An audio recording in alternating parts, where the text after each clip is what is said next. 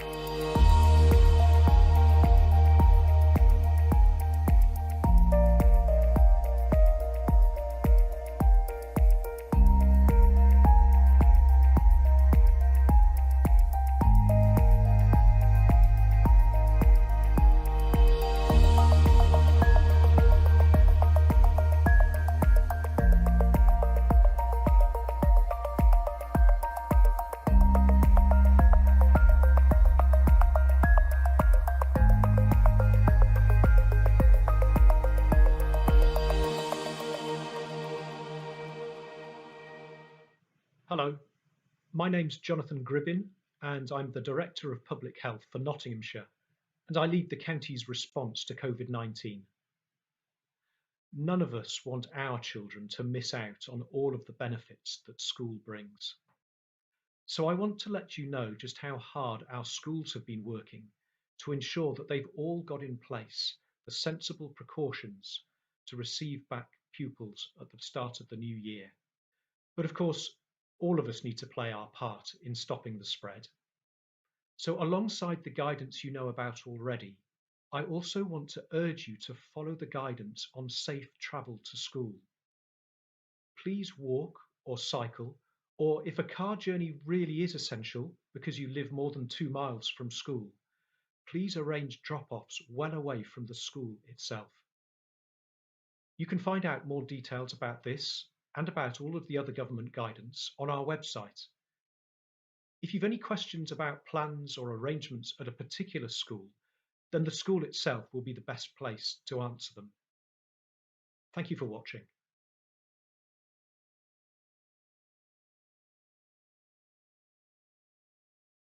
COVID-19 is in our communities, and the number of cases is on the rise. So it's essential that we each play our part in full by following all of the government guidance. Only by doing this can we keep our schools and businesses open. If you're young and healthy, you may feel the virus isn't a threat to you. But someone more vulnerable to coronavirus than you, perhaps someone closer to you than you realise, is depending on you to play your part in breaking the chain of transmission. So I'm asking everyone to do their bit. Stick to the rule of 6 for gatherings indoors or outdoors. Wash your hands thoroughly and regularly. Wear a face covering in enclosed spaces. Observe social distancing of 2 metres or 1 metre plus precautions where 2 metres really isn't possible. Follow all of the guidelines about car sharing. If you have symptoms, self-isolate and get a free test immediately. If we work together on this, we can control the spread of the virus. Thank you.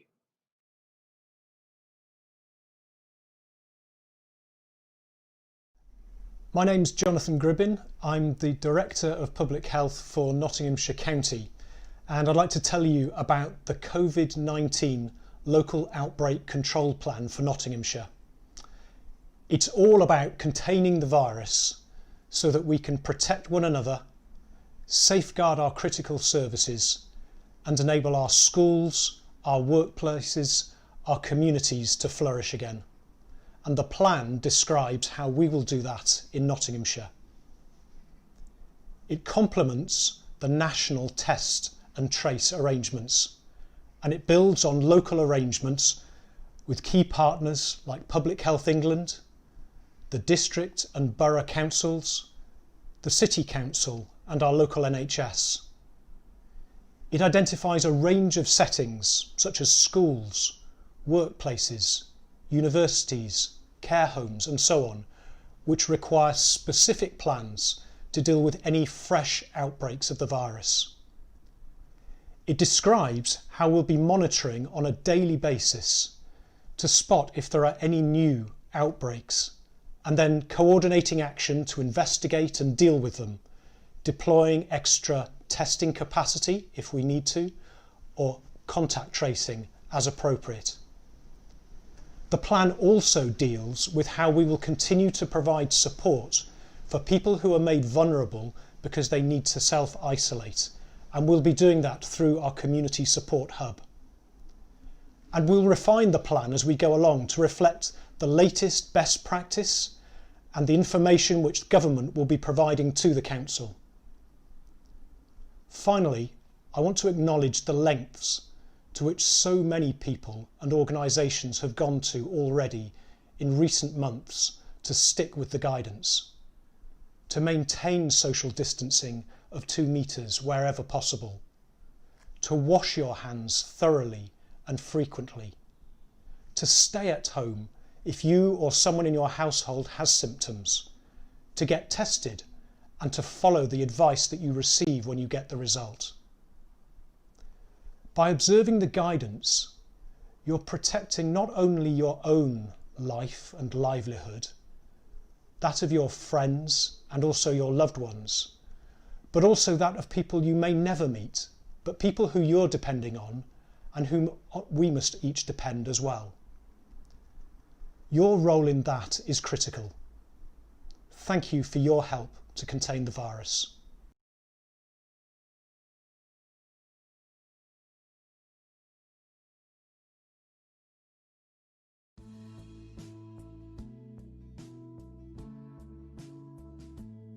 The 3 words I'd use to describe my role is team, rewarding and challenging.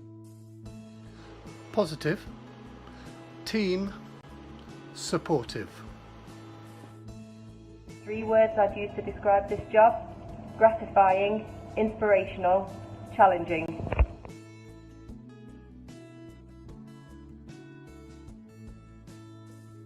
Before this, I was a hairdresser, but I wanted to do more than make people feel good. I wanted to help change their lives.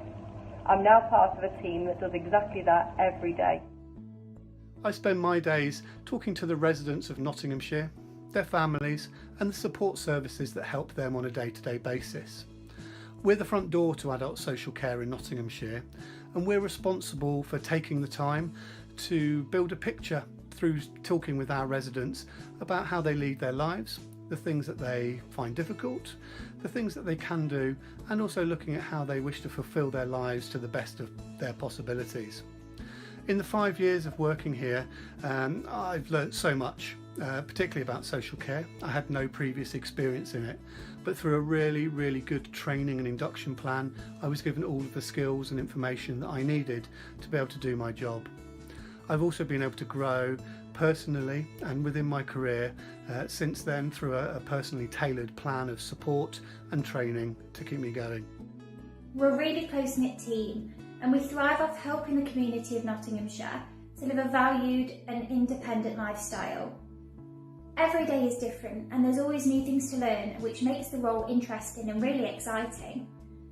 At the end of the day, knowing that I've helped a number of people to have a better quality of life makes every day worthwhile.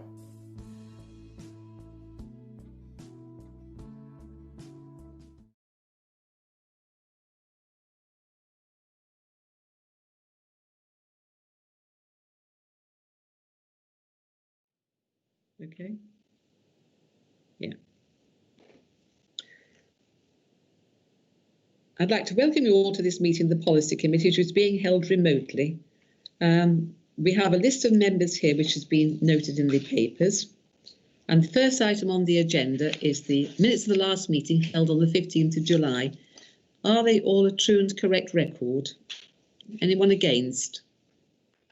Thank you. I'll take that as ascension. Do I have any apologies for absence, please?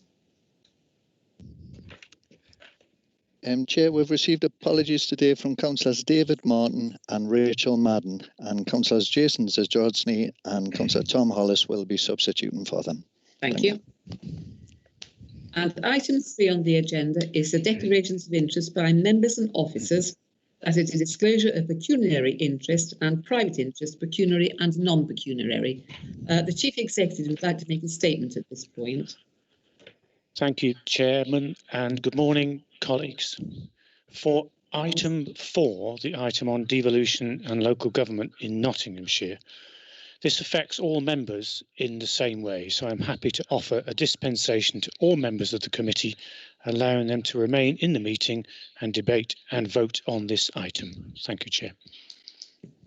Are there any other declarations of interest, please? No, thank you. And you've all heard the dispensation from the Chief Executive. As we're all council taxpayers, we are now allowed to take part in the debate. So we come to item 4 on the agenda then, the devolution of local government in Nottinghamshire. It's now the settled position in Nottinghamshire that the County Council, 7 boroughs and district councils and the City Council are writing to the Secretary of State for Housing, Communities and Local Government seeking a formal invitation to submit proposals for local government reorganisation. The current two-tier structure of the county, district and borough councils no longer serves the interests of the residents and the taxpayers, which is why all councils agree on the need for change. The current structure is both wasteful and confusing.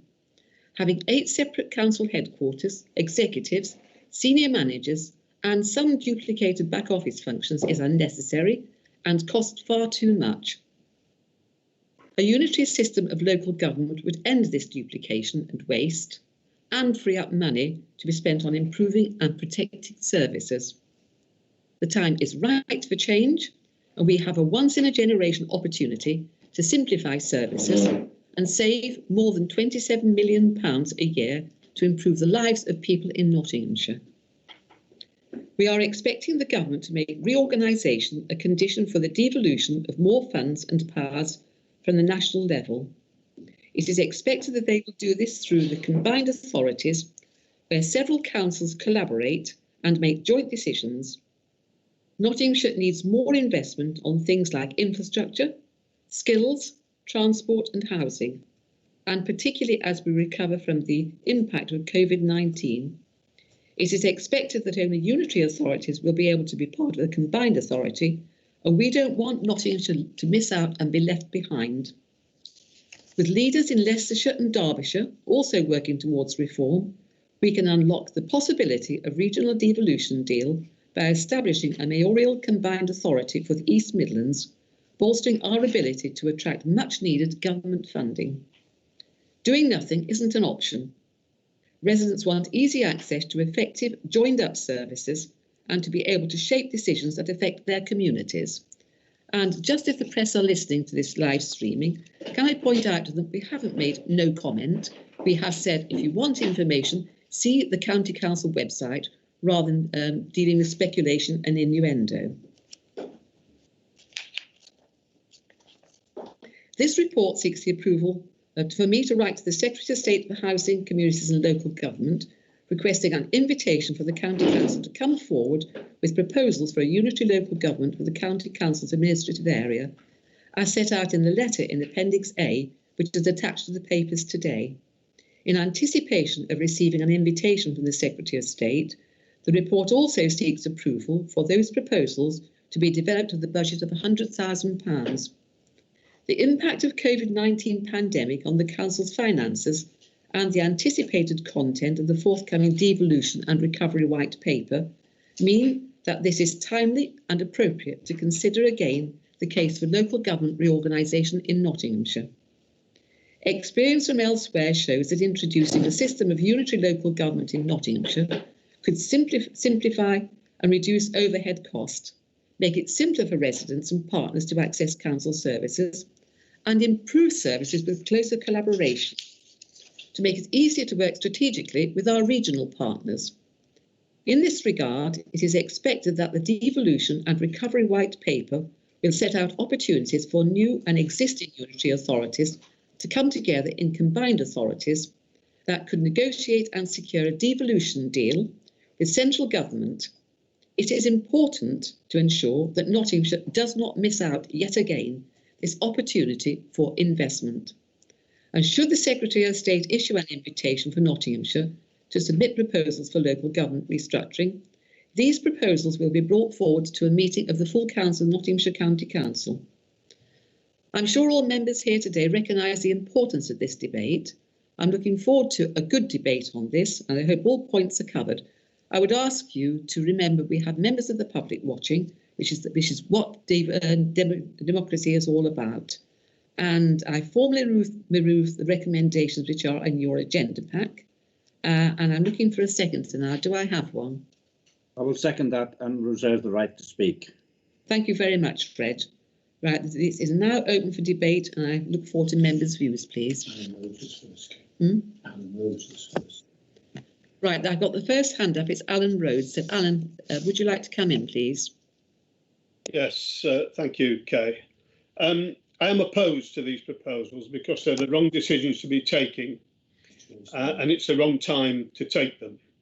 We're in the midst of a COVID-19 pandemic, a second wave and a further lockdown remains a real possibility. And indeed, the Sunday Times on Sunday mentioned Nottinghamshire care homes as a specific area of concern. There should be one and only one priority occupying the mind of the leader, the chief executive and the senior team now, and that priority should be keeping our Nottinghamshire residents safe by working in partnership with the City Council, our district and borough councils and other appropriate professionals. Anything else is a distraction. And Chair, that's what these proposals are, a divisive, self-serving distraction. At a time when the people in our county are falling ill, and more will fall ill, when people are dying and tragically more will die, the political and professional leadership of this council will be facing inwards, debating the future structure of local government in our county and beyond.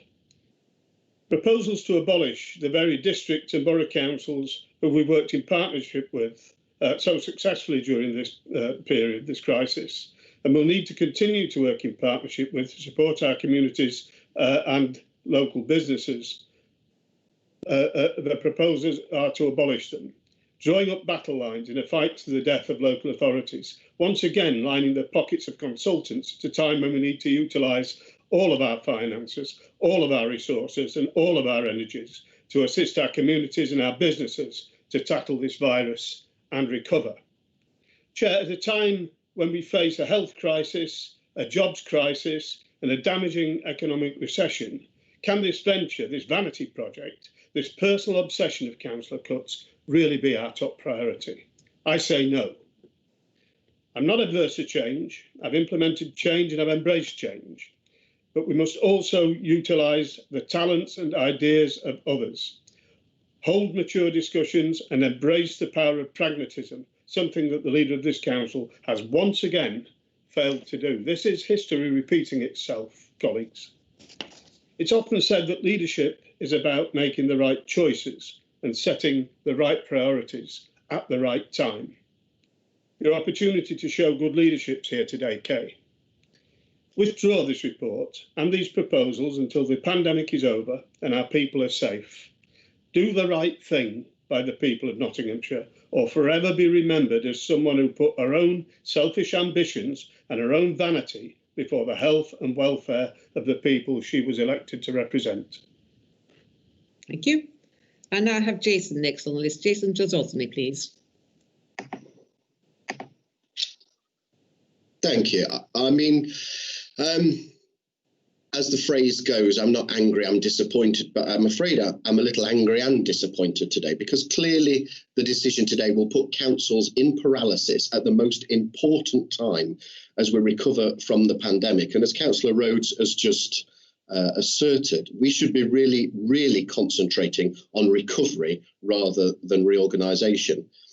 Members may or may not know that I attempted with Councillor Hollis to put an amendment down today, and a reasonable amendment to this council, and it was turned down.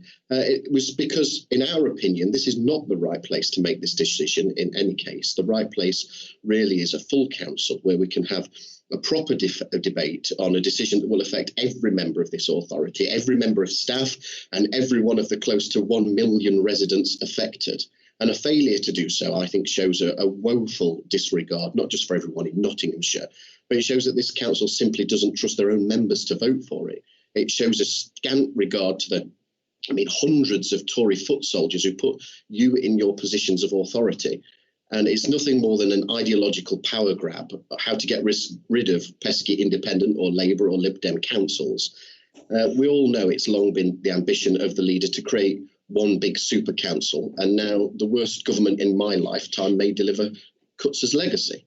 But I would warn Councillor Cuts, be careful what you wish for. The Conservatives don't have a divine right to run any new authority, as you will soon realise. Councillor Cuts has claimed that scrapping district and borough councils is the new magic bullet to sort out council finances. But I think we should be looking at examples elsewhere. The new Buckinghamshire Council was created on the 1st of April this year, maybe an apt date, as it's forecast it will cost £10 million more than it would have cost to run the now defunct Wickham, South Buckinghamshire, Chiltern, Aylesbury Vale district councils. and it's already screaming poverty with a huge social care overspend. And the council spent 221,000 last year on rebranding, but now have budgeted another £500,000 for rebranding this next financial year. They've created 16 community boards costing 3.9 million a year to run, and Buckinghamshire Council will have 147 councillors representing just 540,000 people. Using this model, if we had one big unitary, Nottinghamshire would have 294 councillors, making it 2.5 times the size of the Scottish Assembly and almost 5 times the size of the Welsh Senate. Bournemouth, Christchurch and Poole Council, a new council, had to spend £12.9 million on new technology. Their one-off setup costs are now expected to be higher than first thought, at almost 38 million. They've had to raise the money by having a fire sale of council properties, and they're now in such debt that they put in the town hall up for sale. Dorset Council has now overspent their first budget by £5 million in the first year. In one case, it cost Dorset £980,000 to make one member of staff redundant. The average redundancy package was £86,000. Dorset Council's chief executive receives £240,000 a year in salary and pension contributions. Dorset Council has written to 561 members of staff after the county's 9 authorities became 2 in April.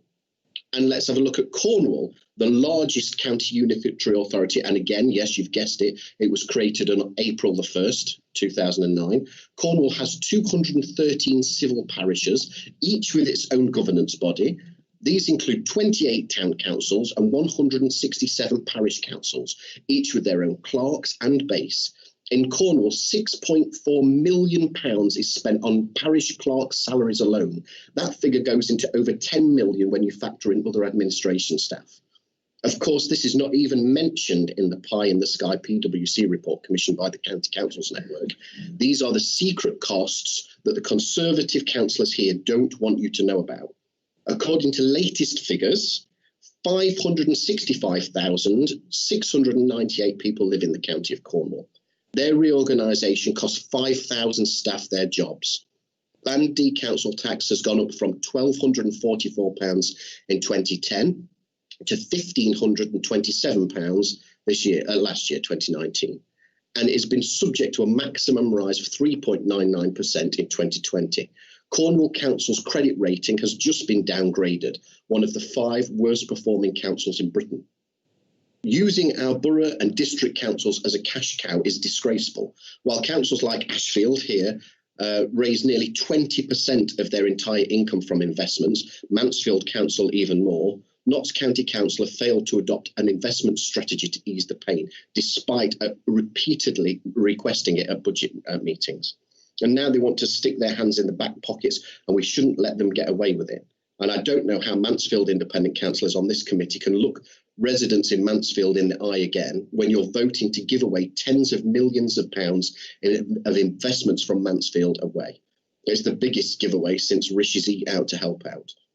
I'm sure residents in places like Newark and Sherwood and Rushcliffe would be delighted by this. While COVID has obviously impacted council's finances, I don't think any of us should pretend we weren't in dire straits anyway. Yet this council continues to pursue an empire-building strategy, borrowing £28 million for a huge overhaul of council buildings. The council claims poverty, but yet are willing to mortgage people's futures. They want to build a new number of new offices while they're doing up others. At the same time, they want to abolish all councils that do local things well. This would leave a huge legacy of buildings, yet they ignore this. At the last full council meeting of this authority, finance boss Councillor Jackson claimed that Robert Jenrick shouldn't have to keep his promise not to leave a single council out of pocket from the coronavirus. And as I quote, the pandemic was much worse than first thought. He intimated we should be grateful for what we've already received. And there are 11,000 key workers who will be affected by this decision. Not one has been consulted. No trade union has been consulted. And it was literally before the papers for this meeting were published that the Chief Executive of Notts County Council bothered to contact the borough and district counterparts. It's just a complete arrogance and lack of respect. The spend on highways. One of the biggest complaints I receive as leader of Ashfield District Council is the lack of fair funding from Conservative-led Nottinghamshire County Council. Take, for one example, the highways. The Conservatives are set to spend a staggering £1.8 million more in Leafy Wedge Bridgeford this year than in Ashfield District. Indeed, you are spending nearly as much on a paint job for Trent Bridge than the whole of Hucknall will get on highways resurfacing. It's the reality of one big council ran from West Bridgeford for places like Ashfield and Mansfield. Many of our brave council staff took a risk every day during the pandemic. They were heroes. And how are they now rewarded? The Conservatives are after their jobs in an arrogant power grab. These ruthless plans are an attack on the staff who put their lives at risk. It's an insult. The proposed new council would be bigger than the whole of Cyprus. And in fact, it would be bigger than Malta, Luxembourg and the Seychelles put together. It makes an absolute mockery of local government. The Conservatives are now concentrating fully on reorganisation rather than recovery. This report claims that scrapping boroughs and districts will cut bureaucracy, yet its aim is to create a combined authority for the East Midlands, an elected mayor, one big super council and hundreds of parish councils, all who need a base, a clerk and other admin staff. It does exactly the opposite of cutting bureaucracy. In fact, I can confidently say it will all end in tears. Again, there is no empirical evidence that creating a combined authority leads to extra government funding. Greater Manchester's Andy Burnham is continually complaining that his authority is severely underfunded, whether it be on infrastructure projects, policing and housing. Greater Manchester suffers from huge homelessness, and that is something the government promised to address and haven't. The report states long-term changes in government funding and increased demand for a range of services mean that even prior to the COVID-19 crisis, all tiers of local government faced significant financial challenges. As with all upper-tier councils, the impact of COVID-19 on the county council's finances has been significant, particularly in adults and children's services. The cash crisis in adult and children's services is nothing to do with the existence of councils like Ashfield, Broxtowe and Mansfield. It is everything to do with the government failing to legislate to sort out the social care crisis. Not once, not twice, but 6 times the publication of the Green Paper on social care was cancelled before COVID. This council was spending £2 million on social care, more than it raised in council tax. We all knew that this was unstable, and maybe to solve your cash problems, you should push the government to take social care out of the remit of upper-tier authorities and deal with that problem. One of the other things you've done is ask for £100,000 for public consultation, and I think that is vital. And in an open and genuine invitation to work with you and other councils, I think you should ask all of the districts and the city to be part of that. We could contribute financially to the process and to everything else within it. I'm very happy to contribute from Ashfield District's point of view, and it would give weight and validation to your outcome. So I'm very happy to be part of that process of public consultation from a district council point of view, if you allow us. Finally, Chair, I think I'd like to make a plea to this council to pause proceedings. At a time when council should be concentrating on the recovery phase of COVID, we are moving the deck chairs on the Titanic. This council has shown a woeful disregard for our borough and districts councils, and that's why every single leader of our 7 borough and districts signed an open letter opposing these moves. I would ask members to vote again and ask Mr Jenrick to rip up his letter and to continue to work together to recovery of the biggest crisis we've had since the Second World War. So, if I have to end with one question today, it's crucial during the recovery stage of COVID that our councils are not in paralysis. And given the letter today from Chloe Smith, MP, Minister of State for the Constitution and Devolution, to all returning officers across the UK, instructing them to hold local elections next May, does this county council plan to hold elections to this authority in May 2021? Yes or no? Thank you, Jason. Thank you, Jason. Can I remind you there are currently over 350 councils in Nottinghamshire, 8 administrations costing a fortune, and you're resenting parish councils having a larger say in their local areas, I assure you is not the ambition of local people. I now have Tom Hollis, please, and then Muriel Weiss. Thank you, Chair, but also thank you to both Councillor Rhodes and Councillor Zadrozny, because as two leaders of the opposition on this council, I think it was really good to hear actually some constructive opposition. Not even though I know both of them have very strong opinions of what's being proposed today. I think it was really good to hear actually some really constructive arguments in response. And Chair, I'd like to continue on that constructive stance when discussing local reorganisation today, because during the coronavirus lockdown, the importance of borough and district council in this county was laid bare for all to see. In Ashfield, we went far and above the call of duty to continue to provide services for local residents. I was proud that in Ashfield, we were the only council in the whole county to have continued to provide a full bin service for local residents. In fact, in Ashfield, we went further. We offered an enhanced bin service. We ran a bag it campaign, allowing residents for a week to put extra bags out with their bins. On 6 consecutive Saturdays, we sent out 16 bin wagons to every single part of the district as part of our Skip into Summer campaign. And frankly, I've still got the blisters on my feet to prove it.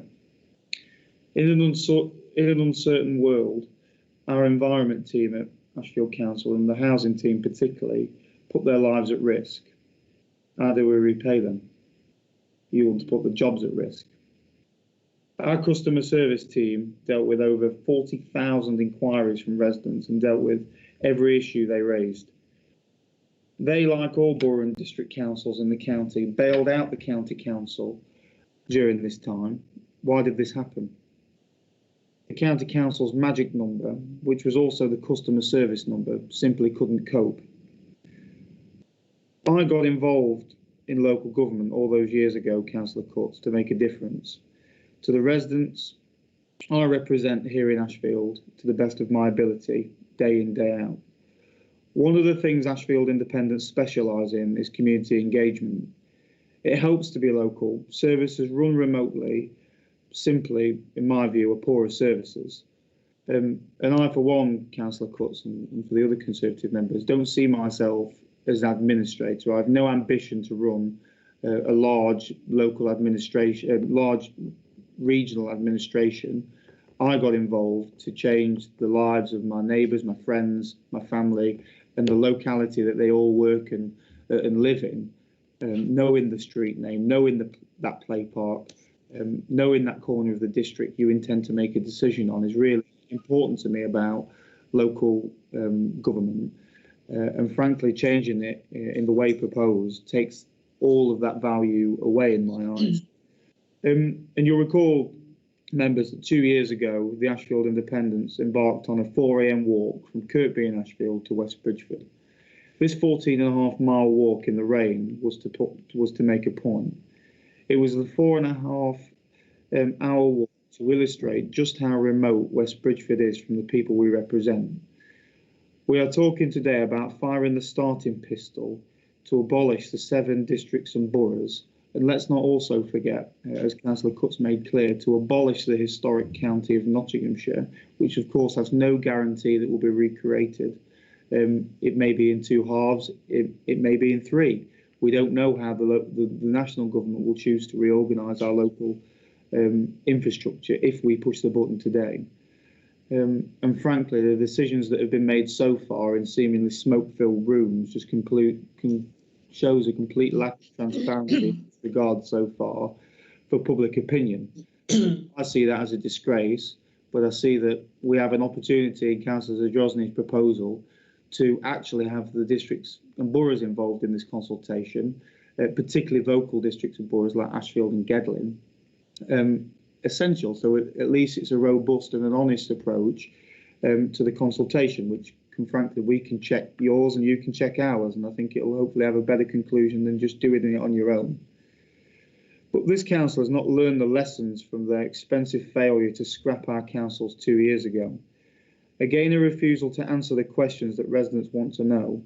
The excellent Kit Sanderman from the Evening Post and our local democracy reporter has yet again been shut out. The biggest shake-up in local government since the council was created in 1894, and all our expensive communications team can say to him is no comment. So this morning I will ask the questions from Kit that this council are refusing to answer. 1. Will the approximately 11,000 people who work for different councils in Nottinghamshire be made redundant during a recession? 2. Will the taxpayers be allowed to decide whether they want the scheme to go ahead via a local referendum? 3. Will residents in northern parts of the county be well served by a council so distant from them? 4. Is a pandemic the right time to be focusing on local government reorganisation? And 5. How much will the new scheme cost, and how long will the changes take? These are the questions that nobody has the answer to, well, apart from Kay Cutts and Robert Jenrick. Currently, we are proposing to create the biggest county unitary authority in the country. It will be double the size of the current largest, which is Cornwall. A council which, of course, is beset by problems, is credit downgraded and currently going through a massive, expensive reorganisations of its hundreds of parish councils. This is where this council will end up. And I think it's really crucial at this point to take a pause. And I think Councillor Cutts arguably missed Councillor Zadrozny's points when he talked about parish councils. They aren't parish councils how we know them and how you know them in villages. They see them as community councils, which is effectively a reintroducing of the very councils they got rid of because they acknowledge that they can't connect or relate to the local people because they are now a regional administration, not a local council. So they are actively trying to backtrack and reintroduce lines that were drawn before that they've since erased. So that's what we have to do. And I think 3 points to draw from that, from my point at this time, is, as I've said before, this organisation goes against everything I truly value in local government, the locality, the very thing that Cornwall are now trying to backtrack on. And I could go on all day about the logical arguments which Councillor Rhodes and Councillor Zadrozny made very eloquently as well. The evidence against giving unitary authorities is staggering, and the expense of setting them up is staggering, and that's not hyperbole, that's facts on people that have done it before.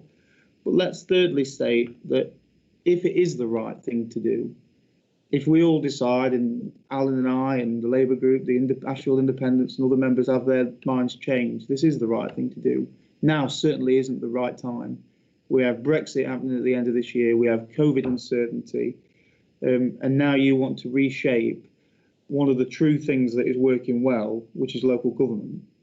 I'd use the analogy of saying it's almost like trying to build a beach hut during a tsunami or a house during a hurricane.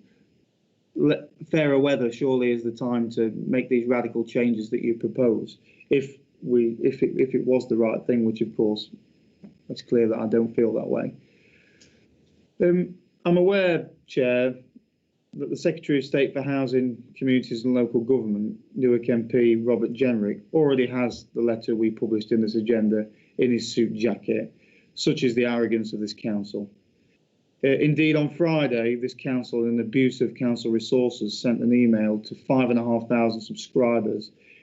It set out the benefits of one huge super council for this county.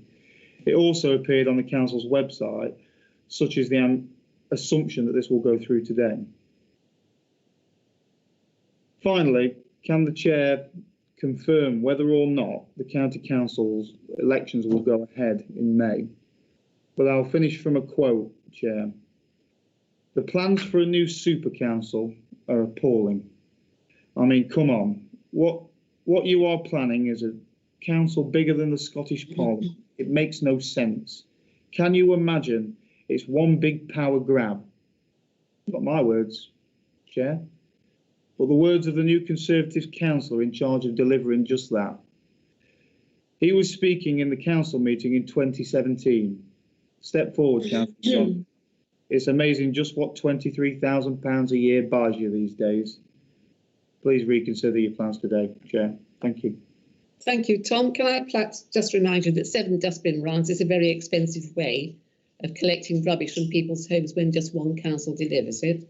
Can I also remind you, we did have a discussion with the other opposition members. We had a working party, and such it was actually scuppered by your leader, who went straight out of the meeting and briefed the press, and subsequently the leader of the Labour group withdrew. So we took the time to talk to our district councils, and I am still waiting for their decisions to come forward. We've taken 2 years to do that. So now is the time to get on with what we need to do for the people of Nottinghamshire, and not personal ambition. I now have Muriel Weiss. Thank you, Chair. Just 2 observations and a request. First of all, Councillor Rhodes has already spoken about the lack of timeliness of this proposal. It seems to me if there was any legislative space at all, which I don't think there is, it should really be given to the Social Care Act, because that would nationally have a much more significant benefit in opening resources up properly in terms of both social care and health. People have already spoken about the likely costs of reorganisation. When this was last before a committee, I did ask you to give a ballpark figure of what the cost of reorganisation might be. And you did promise me a reply, but which I have not yet received. It seems to me that if there is any consultation at all, there ought to be something put before people that's more balanced than the repetitive offering of £28 million in savings. We've heard earlier this morning about the cost to other authorities. In discussions with other leaders, it seems to me you must have some idea, based on the costs of disaggregation in our own county, you must have some idea of what the overall cost would be over, say, 5 years. And if there is going to be a consultation, it seems to me absolutely appropriate that both sides of the picture are presented, both potential savings, but actually that we do become transparent about the cost of all this. Thank you. Thank you very much, Muriel. I remember you asking the question. It's in our business case, which is on our website. It's been on our website in 2018. I think it's £19 million spread over 3 years, and that's there for everyone to view if you'd like to look at it. I hope that answers your question. I now have Kate Fole. Kate. Thank you, Chairman. Just to say first, I agree with Alan and some of the others who've spoken very well today. To attempt a massive restructure in the middle of a global pandemic is a terrible judgment call. Timely, I really don't think it is, Chair. And just as well, going back to the working party that you were just talking about, Kate, we didn't walk out of it because of a newspaper article. We walked out of it because we didn't feel as if you were listening to us. We didn't really feel part of a proper negotiation. And it became very clear that you wanted a U2 Nottinghamshire, and that seems to be the only option, really, that you were considering. And I'm sure you'll come back on that one. OK, so just now for that, although I believe that actually Alan's argument and others' argument about that this is the wrong time to do this in the middle of a global pandemic, that's by far the strongest argument, I think, here. There is some other things I just wanted to pick out in the report, which has a really heavy reliance on finance. I mean, if you look at paragraph 16, for example, it talks about needing a single voice and the strategic influence required to secure service improvement. And the Price Waterhouse report that I think the case of this very heavily relies on for evidence focuses on the money to exclusion of pretty much everything else. That also talks about one voice. And I really don't think, and again, I agree with Councillor Zadrozny here, the financial argument is neither convincing nor well evidenced. We all know, I know this, I don't want to insult people, but we all know and understand as a council, we're not dishing out widgets here. We're delivering services to people who may be vulnerable, have complex needs, in a specific community with its very unique separate characteristics. So without the local knowledge from local representatives who really understand their local communities, how can we give good political leadership and decision making to support the great work of our excellent staff, particularly at the moment? The cuts that your administration have already made over the last 3 years as some of our service users in most need demonstrate clearly that that's a real danger.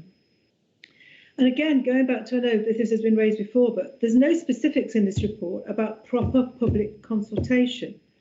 The last time this idea was before us, we ended up with a poorly worded, biased questionnaire that as a result was bound to support the case for local government reorganisation.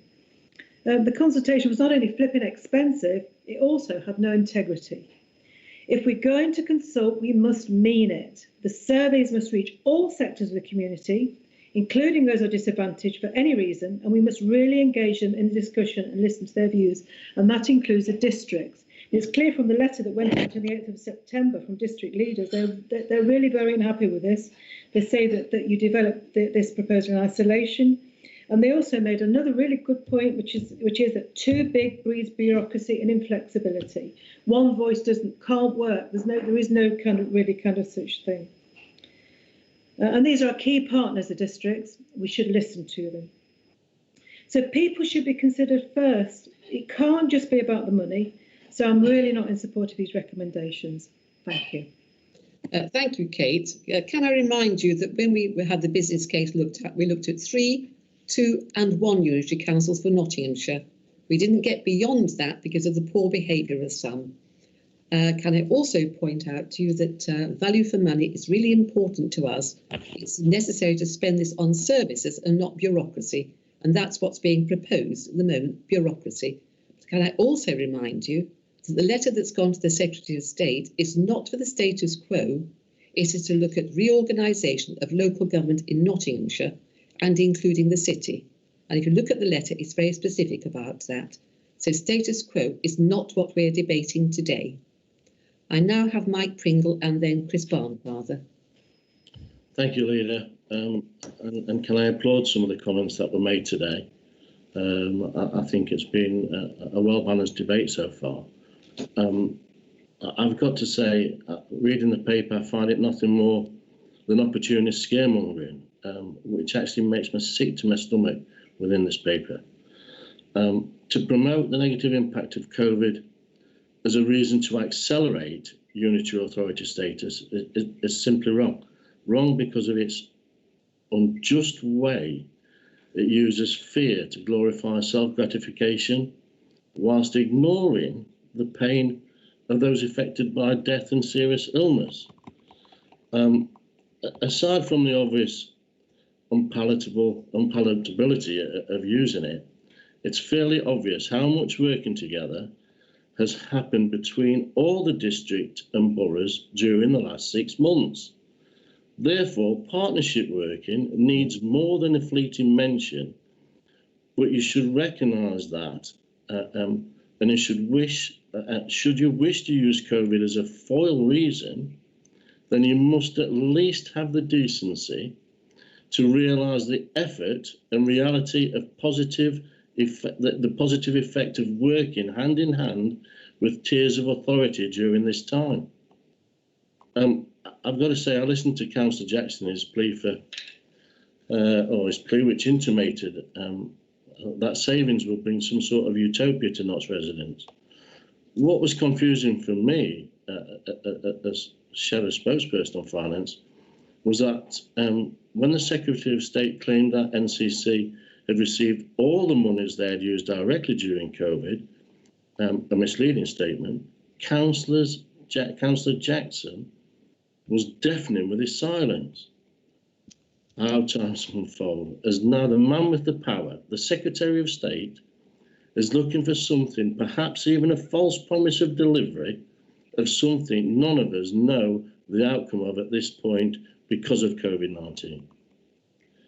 A decade of ignorance by government to see Nottinghamshire language at the bottom of the national league table for investment.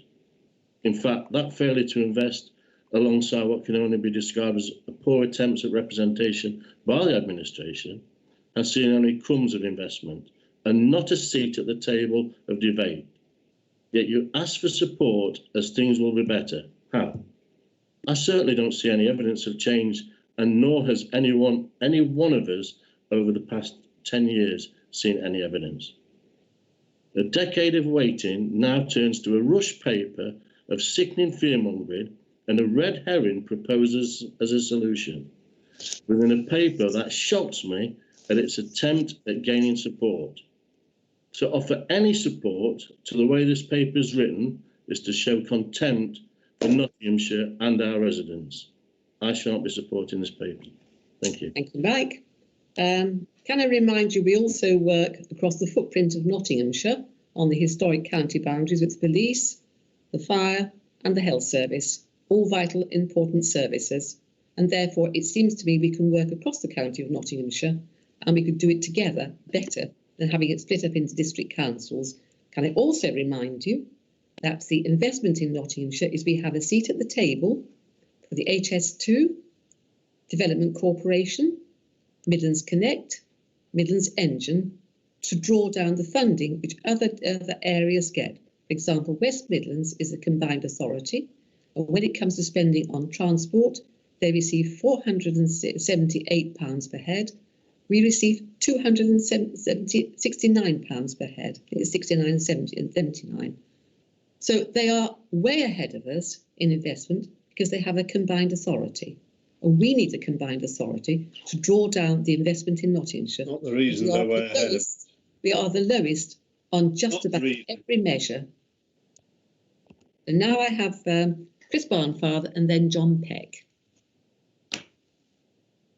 Yeah, thank you, Leader. Perhaps not unexpectedly, I'll be approaching this from a slightly different direction from the speakers who've already come forward. But I do thank them for their constructive contribution to this debate and the manner in which it's been presented, sensibly and articulately. We are naturally resistant to change. Human beings are naturally resistant to change.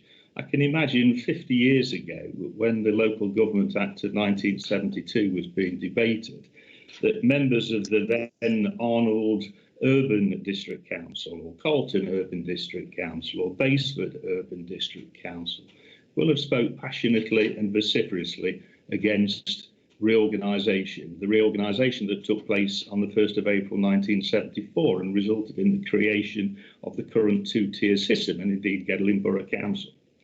Who now remembers those authorities, apart from perhaps any surviving members? Who now feels that that was an appropriate way in which we should have operated? We've operated the current system for the last 50 years, and it was a system which was meant for its time. But the time has now come to review that system because times change. That's the reality of things. I've heard, mention of the fact that we will lose our locality, we will lose our local knowledge, our local representation. Well, how does that happen? If I just take myself as an example, I'm the chair of the parish council, I'm a district councillor at Gedling, I'm a county councillor at County Hall. So I am that local representation. Yes, I could get voted out, but at this moment in time, where I sit makes no difference. I'm that same person. I don't become a different person when I sit at the Civic Centre at Gedling, or when I sit in my office at County Hall, or indeed when I chair a meeting of Ravenshead Parish Council. I am that local representation. How many members who are sitting in this debate today and have spoken and will speak are dual-hatted at least, and on some occasions will be like myself, triple-hatted. So we're not losing that local knowledge, that local representation. It's the same people who will undoubtedly come forward, whatever type of local government structure we have in place. How do we lose local officers? We don't lose local officers.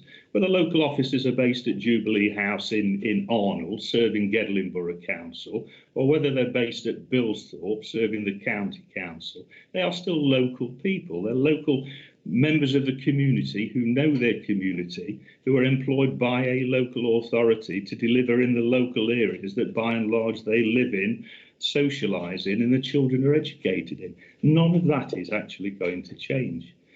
We've heard from members about why this is the wrong time. Well, I suppose my question is, when is the right time? Councillor Pringle talked about opportunistic scaremongering, but all I've actually heard from speakers so far is exactly that, opportunistic scaremongering. We can't do this now because of COVID. Well, we couldn't do it 2 years ago because of the financial situation. In 2 years' time, I suspect we will have a different reason, hopefully still not COVID, as to why it would be the wrong time. There is never a right time. But all I would say, there's an old saying that necessity is the mother of invention. This is the time. This is the time, actually, to review our structure, to make it more appropriate to financial circumstances and the whole way in which we represent our communities. We've heard an argument about the number of councillors. Well, Councillor Cutts has already alluded to the fact that we have over 350 district councillors representing 7 authorities. On top of that, we have the 66 members of this authority. So over 400 councillors representing some 880,000 members of the public. The City Council, a unitary authority, and I'm certainly not going to hold them as a shining exemplar because recent financial circumstances show that that's not to be the case. But they have 65 members representing 330,000 people. So we are vastly overrepresented in our current state. What we're talking about actually would be a significant reduction. So the argument that's actually advanced by Councillor Zadrozny, it works the other way, Jason. It doesn't work for you. That argument actually works against you. Then we look at the finances. We employ 7 chief executives at district councils. We employ 1 chief executive at the county council. There's 1 chief executive at the city council as a unitary authority, and I recognise that's a separate entity. So we're already paying out well over £1 million in chief executive salaries alone. Why is the need for that number of chief executives?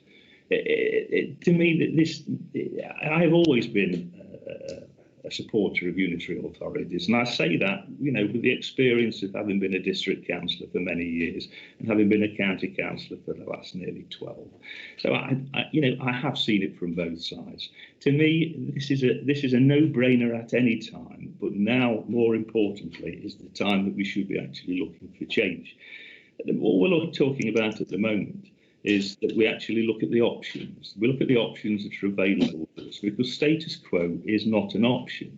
And that's actually reflected in the letter, I think, that the 7 district council leaders sent to the Secretary of State. It recognises that there's a need to look at reorganisation. Well, if we're going to look at reorganisation, let's not put it on the back burner for 12 months. Let's actually grasp the nettle, take the opportunity and move forward with it now.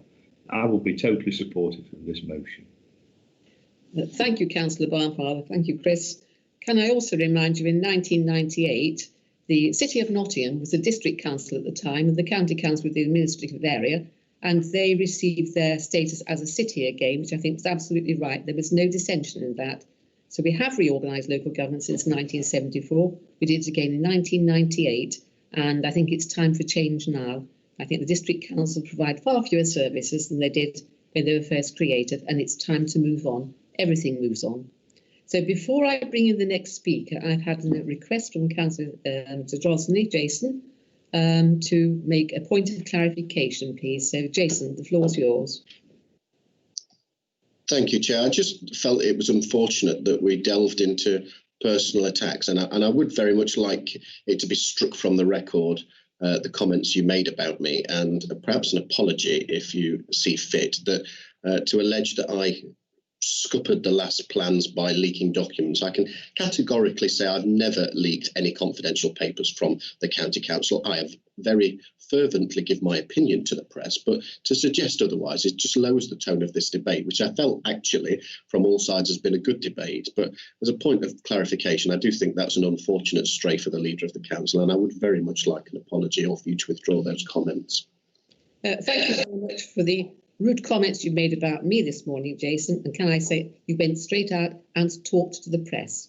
I didn't talk about leaking documents. I talked about you speaking to the press. So you can shake your head, but you know that's the truth, and so do I.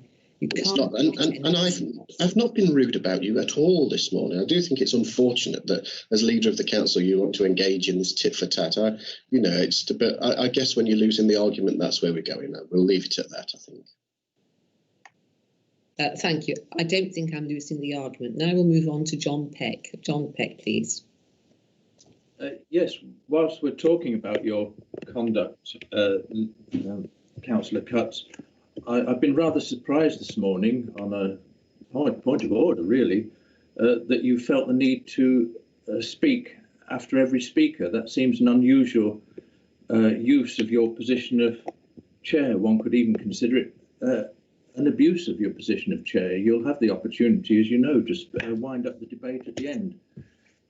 Having said that, I'm just listening to Chris talking about the urban district councils. I remember them very well. I lived in Under Arnold Urban District Council all those many years ago. But what I do remember when the local government reorganisation in the 70s took place was that it cost hugely more than what had been predicted, which is fairly typical of any project in the area of public services in this country. I'm fully expecting that if this goes ahead, whatever predictions that are made about the upfront costs in carrying out a reorganisation, I'm almost certain they will be hugely more than the prediction, and that any savings that are to be made are likely to be a long way down the line, possibly many years down the line, if they're made at all. So I would take any prediction about costs and savings with a huge pinch of salt.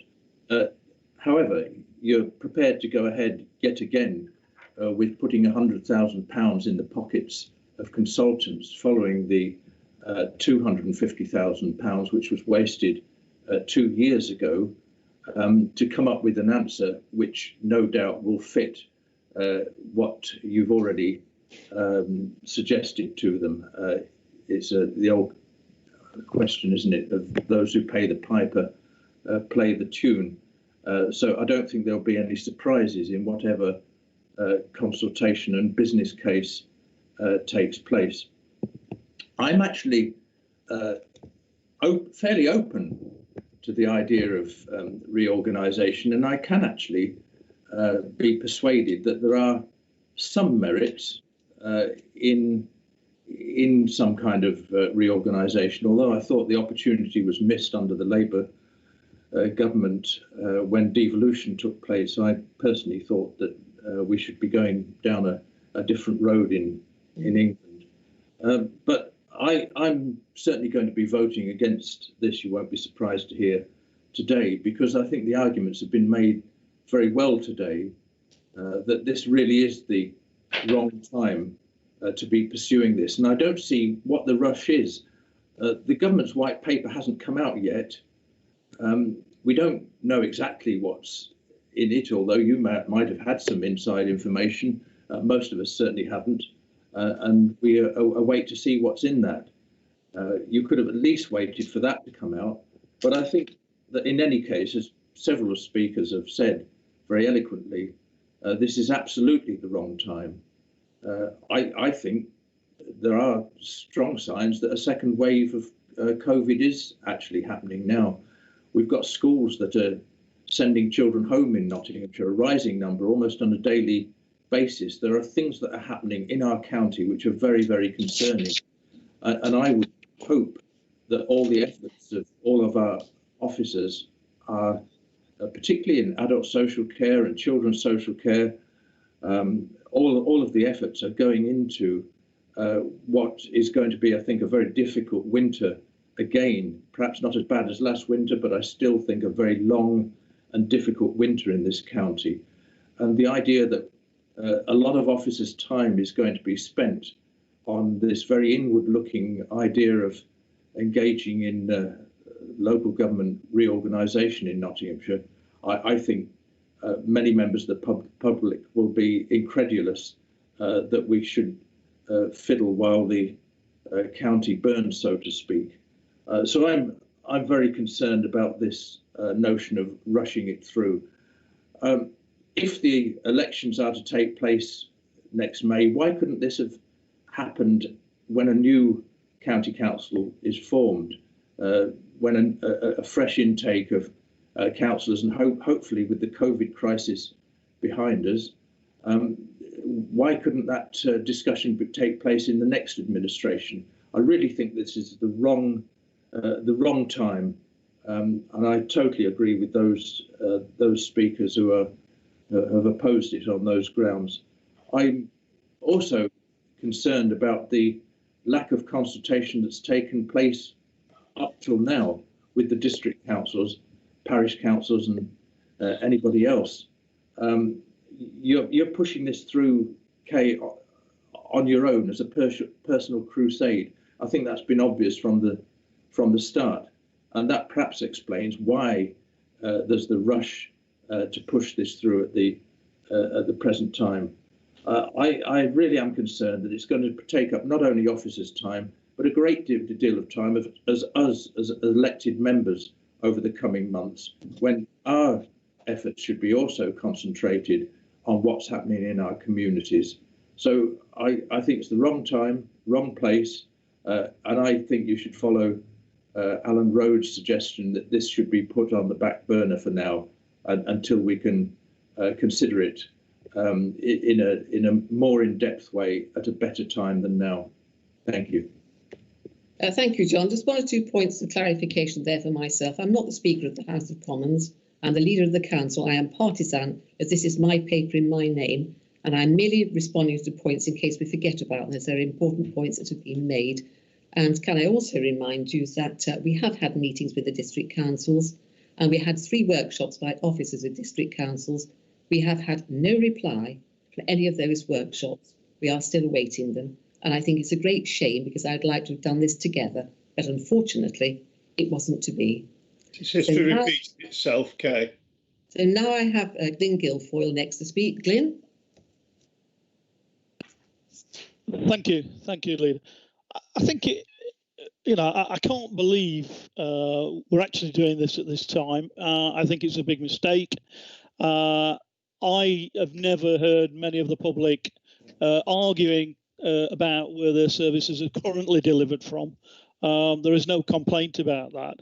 But I think the fundamental problem with the arguments that you're making at the moment is that we've not sorted out local government finance in general, and the way in which this county council suffers under the current regime of funding. And that in total is one of the reasons why we've got some of the problems, other than the fact that austerity and the amount of money that the government over those numbers of years made us reduce our budgets. And I think people forget about that, and have forgot about, although the people who are not getting the services that they previously had, or are having to pay more personally as individuals for some of the services that they previously got, or, as history shows us, nobody's really, as I say, got to grip with the public finances. And not just for local government. You're also talking about you mentioned it yourself, about the police and many of the other services who have seen drastic cuts throughout the last decade and are suffering from that. And on top of that, we've got the COVID crisis. I mean, last week we had a report that there was an overspend of £8 million predicted just on communities in place. Yet here you are again wanting to spend £100,000 on a consultation. Yet last time the consultation took place, as has been said, the amount of money that we spent on looking at it at that particular time was over £250,000. What makes you think you're going to get it done any cheaper this particular time? I don't think it will. I think it's going to be money that we could well use in working with the communities at large during this particular difficult time. Also, you talked about in 1998, and I remember that time.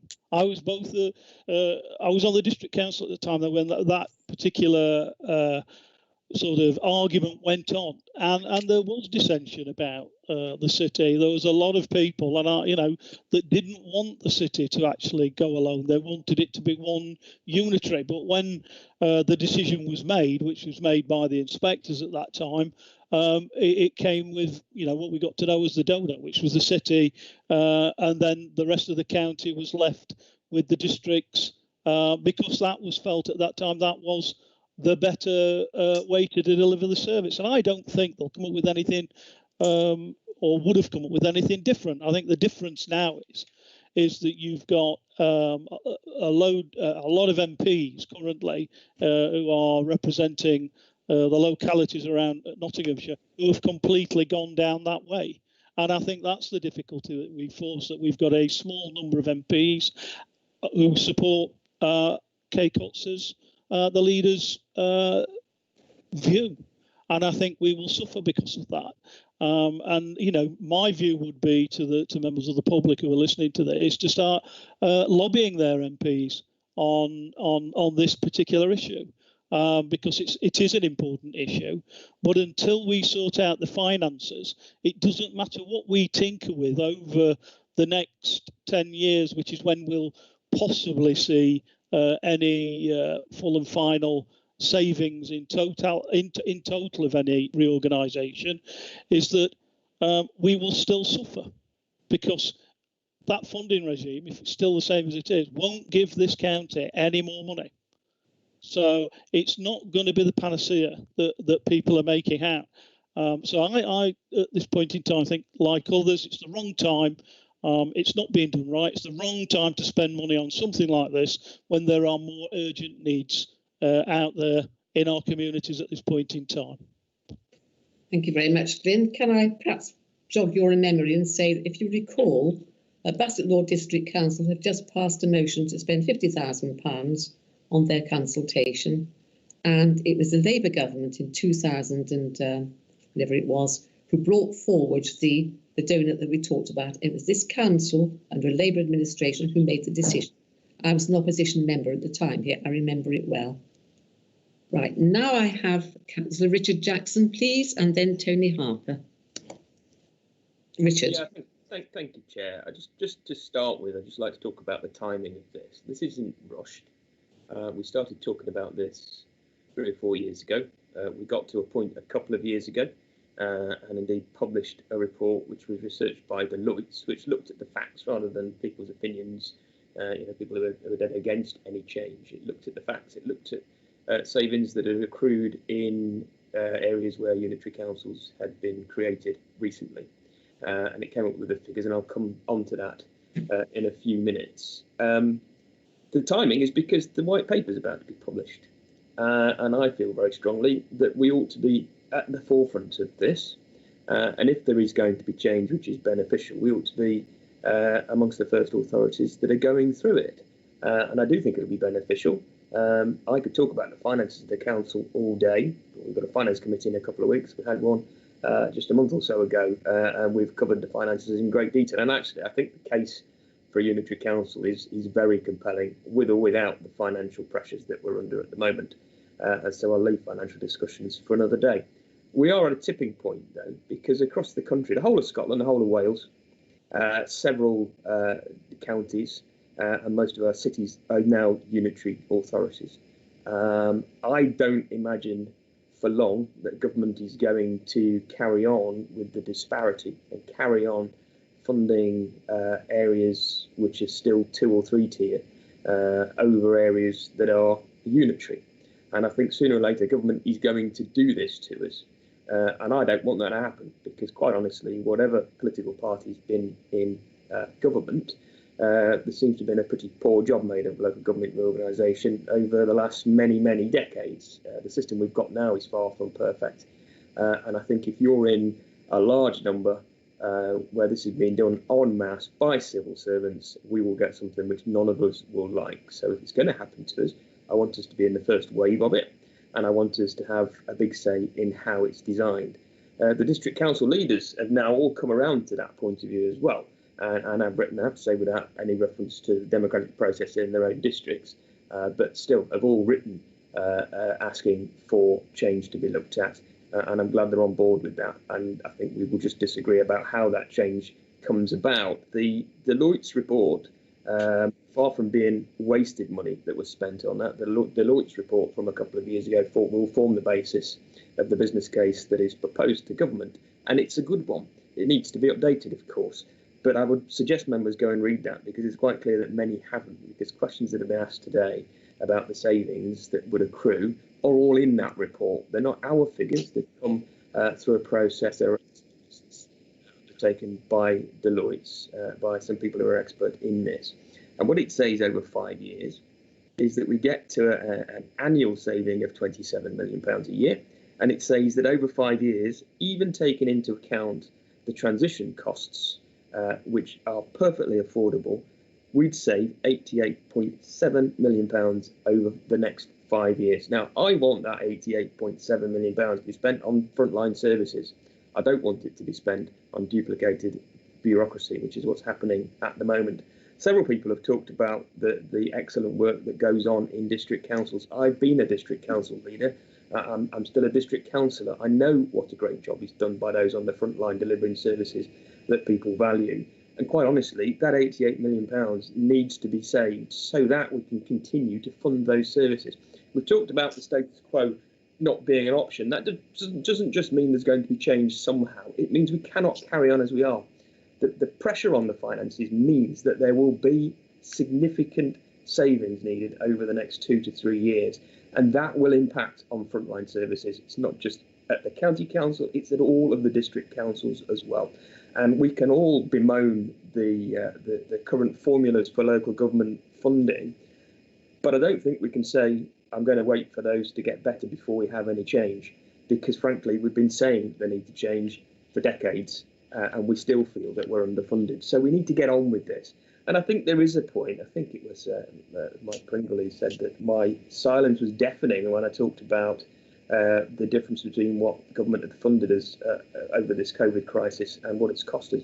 I wasn't silent on that at all. What I said was, and I think this is perfectly logical, that we cannot expect government to bail us out on everything when we have the means at our disposal to reorganise and save huge amounts of public money. This is all taxpayers' money, whether we raise it locally or whether it's raised nationally. £88 million, I'll say it again, over the next 5 years can be changed, can be saved, and can be put into services. These aren't abstract figures on a piece of paper. These are jobs and services. We carry on as we are. Districts and the county are going to see job losses. They're going to see service reductions, and quite dramatic service reductions. And we cannot do that. I'm not going to stand up in front of the electorate and say, oh, well, yeah, great, we've saved these districts, but here's all the jobs that are going to have to go because we can't afford to carry on with the services which you value. I want to say we've saved your services, and this is how we've done it. And actually, when you talk to people that live in authority areas with unitary councils, they find it far more straightforward to deal with. There's one voice, there's a one-stop shop. I know, and all members will know, a great deal of the correspondence that you get from constituents. You're fortunate if you're on both levels of authority, because people don't know, and why would they know which council is responsible for which service? And on that note, we've got to remember 91 pence in every pound that's spent in local government in the county is spent by the county council. And so Councillor Rhodes, when he was leader, or Councillor Vice when she was chair of adult social care, was perfectly satisfied for those services to be controlled, as they've just said today, from West Bridgford remotely. But for some reason, dustbin collections, etc., need to be controlled on a more local basis. It doesn't really make any sense when you think about it. And of course, all those services, this isn't first of all, this isn't a takeover. This is the abolition of the county council and the district councils. This is creating a new council, but it doesn't abolish, as some would have us believe, all the services that are delivered by the district councils. I've certainly seen that kind of nonsense peddled on social media, and I can well guess where it's coming from. Of course it doesn't. Bins will still be empty. Planning decisions will still be made. Streets will still be swept. All those services delivered by districts will carry on. It's just that actually they will be better funded than the alternative, because we'll have saved this £88 million over 5 years. And I think Chris Barnfather said far better than I would about local knowledge and about accountability of your local county councillor, and whatever numbers we end up with from that actually isn't in our gift, it's in the gift of the Boundary Commission, who would have to look at things if a new county council, a unitary council, is created. I could go on and on and on, really. There's the same old nonsense peddled about disparity of highway spending. When you look at it per mile of road, of course, it's a very different story, and we spend pretty much an equal amount across the whole county by length of road. If you're in a smaller district with far fewer roads, then don't be too surprised if there's less spent on them overall, but the amount spent per mile on the roads is very similar, as members well know. I clearly support this leader. We need to be at the front of this. We've seen when elected mayors and regional assemblies, combined authorities rather, were created, that those who went first got the best resources, extra additional resources allocated to them by central government. Whether some members of this committee think it's a good thing or not, this change is coming. Government wants to see elected mayors. Government wants to see combined authorities, and they will want to make it work. And those who are in the first flush of this are likely to get the extra goodies from central government over the next few years, because central government will have an interest in making that work. Somebody said earlier on that we've been poor relations in the East Midlands or in Nottinghamshire in terms of national investment being delivered to us. And it's clear that government want a single voice in the shape of an elected mayor and a combined authority behind them to deal with and to allocate that sort of additional funding to. So why wouldn't we want to be a part of that? It's very clear. I was in no end of meetings, as indeed Councillor Rhodes was about 4 or 5 years ago, trying to get a combined authority for Nottinghamshire and Derbyshire off the ground. It proved completely impossible because there were far too many voices around that table. It was 30 plus authorities, I think, off the top of my head. And it fell in the end because of district councils simply not being, mainly actually Derbyshire, funnily enough, but simply not being able to work together and to come to a collective view on what they wanted to see and how that would work. And so I can completely understand why government are now saying that combined authorities will only be considered in areas where there are unitary councils, because far too many voices behind a combined authority will either mean that it never got off the ground in the first place, or it'll mean that it simply can't come to any sort of agreement on anything, and all it ever does is such an enormous fudge to try and get some agreement that it's completely meaningless anyway, and will do us no good whatsoever. So with that, Chair, I'm very happy to support this, and I look forward to the next stages in this process. Thank you, Richard. I think may I exercise the right to reply? Yes, Alan, I'm going to bring you in a moment. I have a note here, thank you. Let me finish this speaker first, and I will bring you in. That's all right? I think the point we're making... Yes, but I don't want to pick up on some points that Richard's made, I understand that. Don't let the conversation drift on. I understand that. I'm going to allow you to come in when I've just finished this with this speaker. Richard, do I understand you to say we will have a choice between funding district councils and their bureaucracy and their separate officers, or providing services for people because we need to make the savings? Well, the Deloitte's report was very clear. It's on page 24. It's on the website. People can go and look at it. And it says £88.763 million is the cumulative savings. So that's the overall savings after we've accounted for the costs of the changeover. And we're not going to get any more money from anywhere. We either make £88 million worth of savings by doing what we're proposing to do, in which case that's £88.763 million that could be spent on services, or we carry on as we are and it's spent on the duplication of the current system that we're operating in. Thank you. Alan, your point of clarification, please. Yeah, well, I'm exercising the right to reply.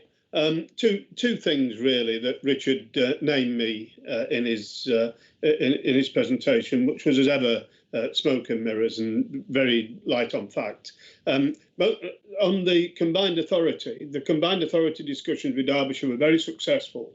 What stopped them was the government's insistence of having an elected mayor of Nottinghamshire and Derbyshire. And I promise you, it'll get into the way of this as well. It's not going to go away, that. The elected mayor of Nottinghamshire and Derbyshire was what put off mainly the Derbyshire authorities, local authorities, district authorities. Secondly, I've never had any problem with upper tier services being delivered strategically from West Bridgeford and operationally in our localities, because that's what happens with social care and children's services and so on and so forth. Never had any problem with that. What I cannot get my head round is how somebody in West Bridgford is going to make a decision on when my bin gets emptied, or whether my neighbour builds an extension on his house. And this is where it doesn't stack up, Richard. And finally, to suggest for one moment that this is going to save jobs and services is preposterous. It will drive a coach and horses through local government employment. Hundreds of local government workers will lose their jobs. There is no doubt about that whatsoever, and services subsequently will suffer. Yeah. Thank you, Alan. You make a very important point that Nottinghamshire County Council delivers services not only to the street, but in the very house where people live, if we are dealing with children, if we're dealing with adult social care. And it does this on the county footprint very, very successfully. If we can do that in the local footprint, Alan, as you rightly point out, I'm quite sure we can arrange a dustbin round to collect people's refuse outside their houses, which after all is simply a question of organising yourself. There's already somebody doing it, Kay. Now, Don't invent the wheel. Alan, you've had your say. I am moving on now. The next speaker I have is Tony Harper. Thank you, Chairman. I believe that local government reorganisation is essential, and that only a single unitary authority will release the amount of resources we need to sustain services over the long term. Nowhere will the growth in demand be greater than on social care in the coming years, and anyone on the committee will know how passionate I am about this. And without doubt, the government will need to grasp the nettle and generate increased central funding to meet these demographic changes. But that can only ever be part of the solution. No matter how much more money is generated centrally, and no matter how much we receive here in Nottinghamshire, the structure of local government in this county must become more efficient than it is now. We need to ensure every penny of existing and new money goes to the right places. This was true before we even knew about coronavirus, but it's absolutely critical now we're faced with this massive ongoing challenge. Virtually overnight, a hole in our budget has appeared to the tune of 40 to 50 million, of which around 20 million is attributable to the extra work we have had to undertake in adult social care and public health. Unlike administrations in the past, this council is not carrying the kind of fat on its back today that will allow us to find that amount of money through internal savings. Yes, technology is advancing all the time and will identify smaller savings here and there. In fact, my department has saved in the region of £5 million over the last couple of years, but the big ticket savings have already been made. The low-hanging fruit has long since been picked, not just in my department, but across all departments. Some district authorities may have pushed a little harder than others, but generally speaking, councils across Nottinghamshire have pushed internal savings just about as far as it can go. Now, the elephant in the room is that we've failed until now to tackle the obvious inefficiency of the two-tier local government structure, which we all operate. It's nonsensical, whereby County Council delivers around 90% of savings in budget terms, while 7 separate district councils deliver the remaining 10% between them, each with their own headquarters, chief executives and management teams. And I say this having been a district councillor and chair of many large committees, where I personally witnessed the waste and duplication. The public never have understood the two-tier or even three-tier system, and why should they? I'm the first port of call for residents in Eastwood, but they don't understand why I can't solve problems with refuse collection, planning, sports facilities, parks and cemeteries. Change is essential. For residents, there's a benefit in joining up welfare, health, social care and housing services in one place, to be able to plan around needs rather than policy. For example, influencing housing priority based on social care need and making better use of housing accommodation and support budgets. Currently, we have a statutory duty to meet accommodation needs, but with no influence on the planning and development of the districts. From a people perspective, we have an interest in affordable, sustainable housing in good repair that's fit for ageing and disability. There's no current incentive for this to be provided by the planning authorities, as the cost is felt in social care. Some districts seem to focus on smaller starter homes for a short-term occupation. They're not looking at the bigger picture, and I've been part of that. we'd be able to focus on multi-generational communities and places of support rather than moving people around to receive care. In the Disabled Facilities Grant, we would focus on the outcome of the capital investment and what's sustainable rather than this being separate to care and longer term evaluation. There is efficiency in pooling 7 budgets and benefit in targeting this to where it's needed rather than a population split. A 2 unitary solution would release around £16 million a year compared with the current system, but a single unitary would save almost twice that amount. And critically, from my viewpoint, it will enable us to continue to deliver adult social care services across the same footprint, as the leaders just said, as we do well now. And we do it well, but in a more coordinated, less complicated way. And rather than introduce a north, south, east, west divide, a single unitary would allow us to keep intact all of the best aspects of what we already do well, but with a new opportunity to redesign the relationship between health and care providers, as well as local commissioning to further improve health outcomes for local people. A single unitary would offer the simplest and most direct way to work alongside hospitals, primary and community health services, mental health services, housing, and the community and voluntary sector to ensure integrated prevention care, which is cheaper, and treatment for our residents. It would mirror the direction of travel of other agencies. For example, as everyone knows, the previous structure of 6 separate clinical commissioning groups across the Nottinghamshire area has already been rationalised into one Nottingham and Nottinghamshire CCG. If we have 2 unitary authorities for Nottinghamshire, splitting statutory functions such as social care and public health into 2 would be expensive, and it would spread ever-reducing resources thinly and risk increasing inequalities across the county. As I stated earlier, splitting the county into 2 unitary authorities would make the already complicated integration with health even more complex. We would become uncoterminous with our partners in health. For example, at the moment, there's just one health trust for mental health to the county, which fits neatly in with us, as is the community health, which is also county-wide.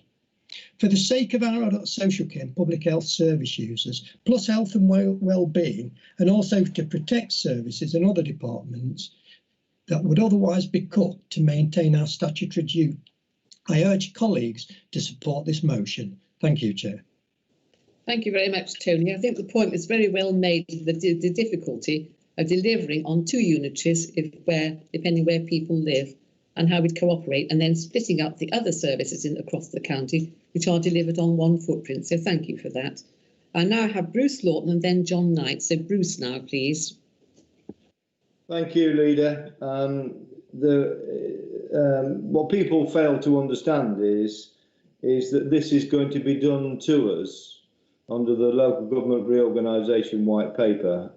We need to be in at the beginning of the process, not at the end of the process. And I welcome the fact that these proposals will strengthen real local democracy.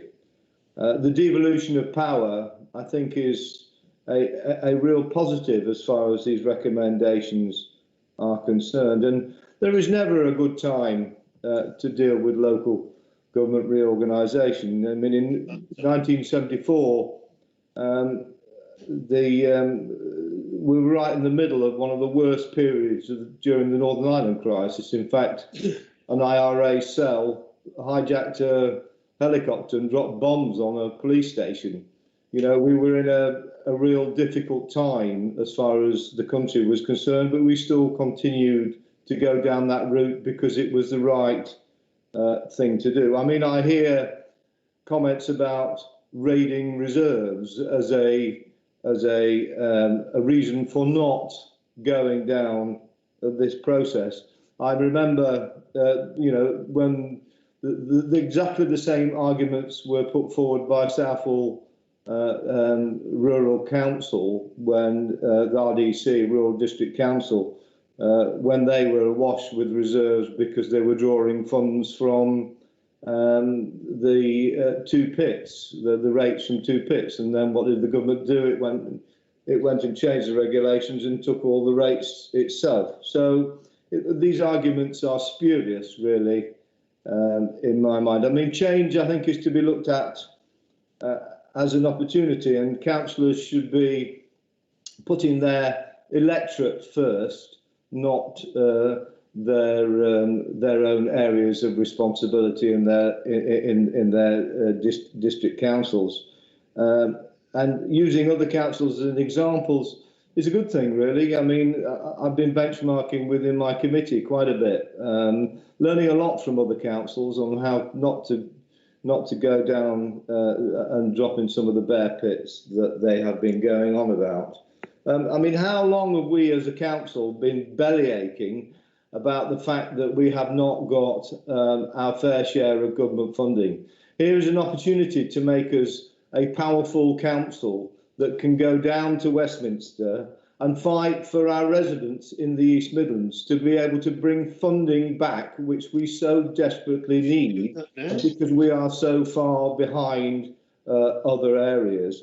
And we can redress that balance and use our power to be able to redress that balance for the residents that we represent, because that's what we're all here for. And finally, I make a plea really to councillors, please stop frightening people with COVID. It is not a good thing to do. I've got residents who are petrified. You know, you're shaking your head, Alan. I'm shocked that you don't think it's frightening. I have watched firsthand how people with loose words are affecting individuals. The fact of the matter is that there was nobody on a ventilator in Nottinghamshire last week. That is a good news story, and we should be putting positives out to the people that we represent, not frightening them to put forward an argument over local government reorganisation. Thank you very much, Leader. Thank you, Bruce. You are quite right. Never is the right time to do. Never is the right time to do anything. You make that point very well indeed, and I well remember local government reorganisation and the backdrop we had there when the country was at war in Northern Ireland. So thank you for making those points. And now going to move on to John Knight. John, where are you? Chair, you can't. My camera, the camera doesn't work, but you can hear me, I believe. Is that correct? Well, we can hear you very clearly, and I'm sorry we can't see you, but I know you're having a failure with the technology this morning, so I'm sure it's sorted out in the long run. Yeah, probably not. Sorry, you can't see me because I'm in my gym jams still, but never mind. I don't believe you. Yeah. I think it's been a good debate, actually, and I thank colleagues for keeping it in the main not personal, and I think that's important because this is, make no mistake about it, however we deal with this will be the most important thing, certainly that I've dealt with in my years in local government, however it goes. I like to think I came to this argument with an open mind. I like to think that. I mean, I did that. What I can certainly say is I didn't have a died in the ditch approach either to or against local government reform up until probably about a year ago. I've always said, and I repeat, that I think that the structure as we have it now is Dickensian. I don't think it's particularly efficient, but that doesn't mean to say that I was in favour of just reforming it for its own sake. I think, however, there's been a dynamic, and it's not just about COVID. For a number of years now, it's been patently obvious that districts, boroughs, county councils have been trying to provide excellent services with ever decreasing amounts of money. So the template I use, and quite simply, whatever we produce, I want my council to deliver just better value for money, more efficient and joined up services, but at a scale that doesn't, that makes sure that local people don't feel that it's remote and out of touch. And that's all I want. And I would suggest to you that most people out there, actually, that's all they want as well. Now, how we get to that is the conflict. And I don't think it has to be a conflict, because I've said to you that this can only, and I reach out to those members. I think some of the concerns that they've had, I have. Some of the things they've said I agree with, and I've got other concerns that nobody's mentioned.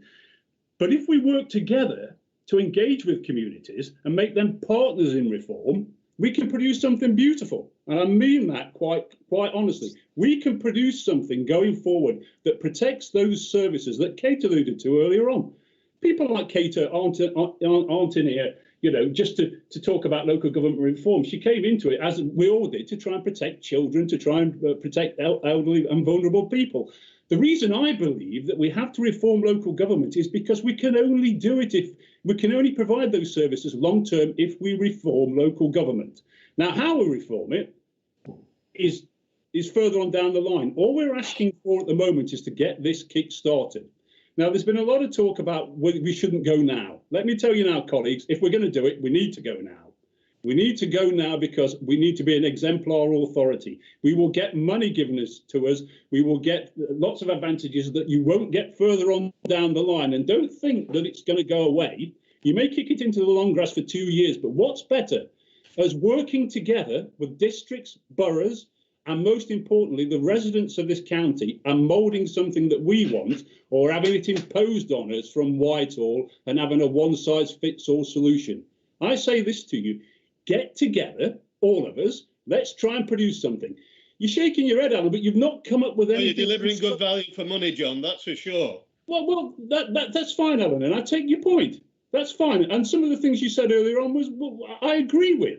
But what I hope you would agree with is that there's going to eventually come a point where we cannot do what we're doing. And let's say you take over in May. The first thing you're going to have to do if we don't have local government reform is either put the council tax up, which you can only do to a certain extent, or cut services. You don't want to do that.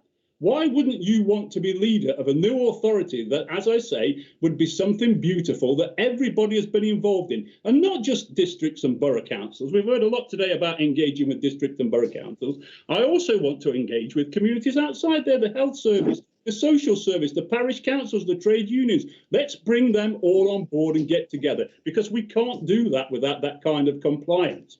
I end up by saying this. All of us at some time, it seems an age since we went into Westbridge, but when you go in there, you'll see all those old councillors' names carved in stone as you go in there.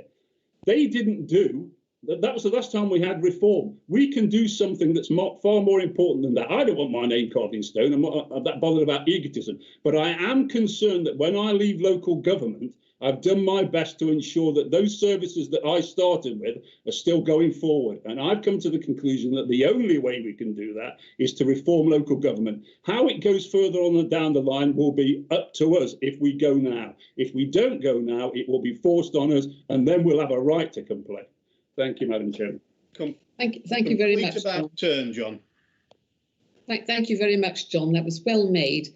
We have had mentioned today Andy Burnham. Of course, Andy Burnham is the directly elected mayor of a combined authority, and it shows how the words that someone's saying when they have that sort of authority embed in people's minds. So you make the point very well indeed, and I agree with you. It would be better if we as this council could all work together, because the opposition isn't really very helpful on this, and we'd all have points to make. Good points have been raised this morning from all parties, and it would be a shame to lose that wisdom. But if you are setting your faces against it, then that, I have to say, is your problem. I now have Councillor Cottick, after that Councillor Butler and Steve Garner. Thank you, Leader. Can you hear me okay? Yeah? Yeah. Thank you. I'm going to start with the point that Councillor Hollis made, actually, is that why he does the job he does as a councillor. And that's exactly why most of us do the job. I do it for my area, Keyworth Division, but I also do it for the whole county as well. And I've been given that responsibility of some of the services that from 2017 that we receive now. And it would be nice, instead of when we've reduced budgets, because it mainly aims at my department, because adult social care and children and young people and education are a priority. I am responsible for those services that our residents receive. We fought a long, hard battle over 10 years, 12 years of reducing budgets, trying to be within a budget and make those savings and deliver services in a better way. So I'm looking at my services of buses, highways, registration services, libraries, archives, country parks, winter gritting. And I've got to make more savings this year coming. So I would like to have an opposition that don't scare people, but actually come back with some responses of how we can do it differently. We've had a long time of no opposition budgets. We've had the odd one that come up, and when we bring papers to policy and we change how we do things, It's, oh, you know, you can't do it. Well, let's try and work things out together, how we move forward, how we can take it forward to make it better for the people of Nottinghamshire. So I'm not going to repeat the things that my colleagues have said, but what I am going to do is just say this isn't paralysis. This is looking at a time now to take things forward. I will correct a couple of things. Councillor Zarosny mentioned highways funding, which Ashfield don't get. Well, that's not true. He gets around about 10% of the budget because they have 10% of the roads. It's been explained to Councillor Hollis and to Councillor Zarosny before, and that's what they've got through this administration. On an average, if you add it all up, they will get 10% of the funding, not on population, because that's how the government do it. And we have to do it by the way the government do it. What a rubbish. Also, I didn't interrupt Jason. I know, but I didn't lie in mine. Look, just a moment. We're having a good debate up to now. The point's been raised by you, unfair spending. It's been addressed by the chairman of the committee quite fairly. Carry on, John. Thank you. We've mentioned Trent Bridge. Again, the answer's been given to Ashfield Independents. There is a trust from the 1800s. We are responsible to pay for that. At this moment in time, we've got a bridge out at Clifton, which is causing a lot of problems for people getting from one side of Nottingham to another. We have to invest that money. We don't have a choice. We work with the City Council, who put probably about another 40–50% up, but it needs to be done. And it needs to be done in a proper manner that we don't have another Clifton Bridge problem. Also about the spending in Bridgeford was a one-off, oh yes, we're doing a main road in West Bridgeford. Well, we're doing main roads in Ashfield and the rest and spread across the county. So it's a bit unfair to do that. I believe that we need to go now. It's a shame I don't just get the freedom to make my points. Extra funding that we would get from this action of taking it forward and have an authority going forward as one is the extra funding that we'll be able to spend on those services that we deliver and not keep looking all the time at how we can make savings as the pot goes down. So I'm supporting these recommendations, Leader. Thank you. Thank you very much, John. And the point you raised there, of course, you are responsible for all the roads in the county, top to bottom, north, south, east and west. These are not divided between district councils. They are the services that this council delivers on the county footprint. Thank you. I'm now going to move on. I have Richard Butler and then Steve Garner. So Richard.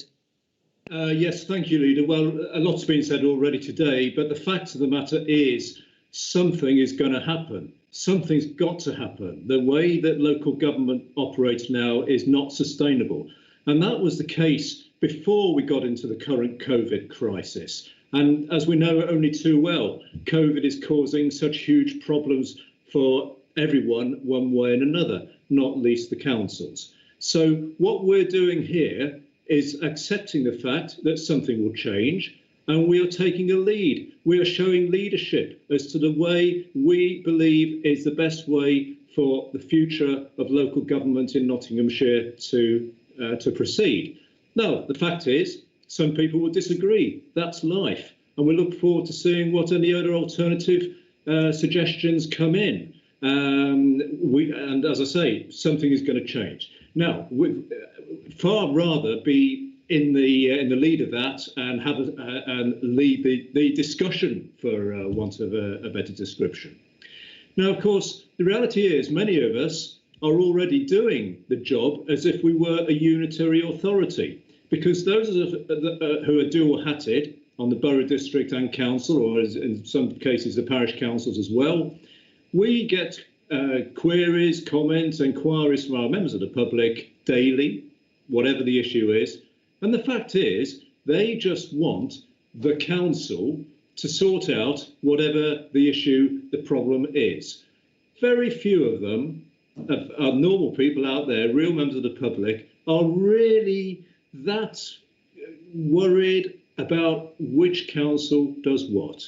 And personally, if I get an inquiry in that's referring to my borough council role, I just get on with it, even though more often than not, people are contacting me via my county council email address and phone number.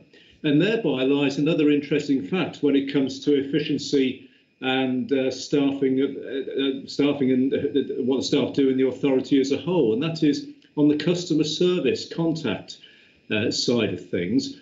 As we all know, we've got our county contact centre, which is mainly phone calls and emails, obviously, in the current way of working. But our borough and district colleagues also have similar arrangements, and also around the county have drop-in centres where people, members of the public, go in to raise whatever their query is. Now, the interesting thing is the number of calls and contacts that people make, not through any fault of their own, but to the wrong council. So, for example, we got some information that says it's in the year just finished, well, back in March of this year, from April to March of 2019 to April of this year, there were 8,500 telephone calls to our county council contact centre, which were matters which weren't a county council a matter. They were district or borough council matters.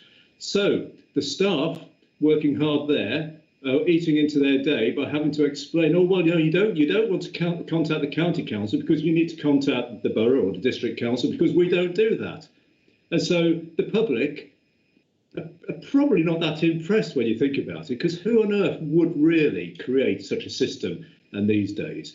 And then conversely, in the district and the borough call centres and the drop-in centres for the same period, there is a nudge under 20,000 inquiries to them relating to county council matters. So again, the people who are working hard dealing with the public in those centres and on the phones are having to say, oh no, well no, actually we don't do this. You need to speak to your county council. So thereby, that shows a classic example as to the misunderstanding and confusion out there. And of course, as we know only too well as well, the finances, the money, the budgets, whether we like it or not all under our control, but boy, are we in a very serious, challenging time.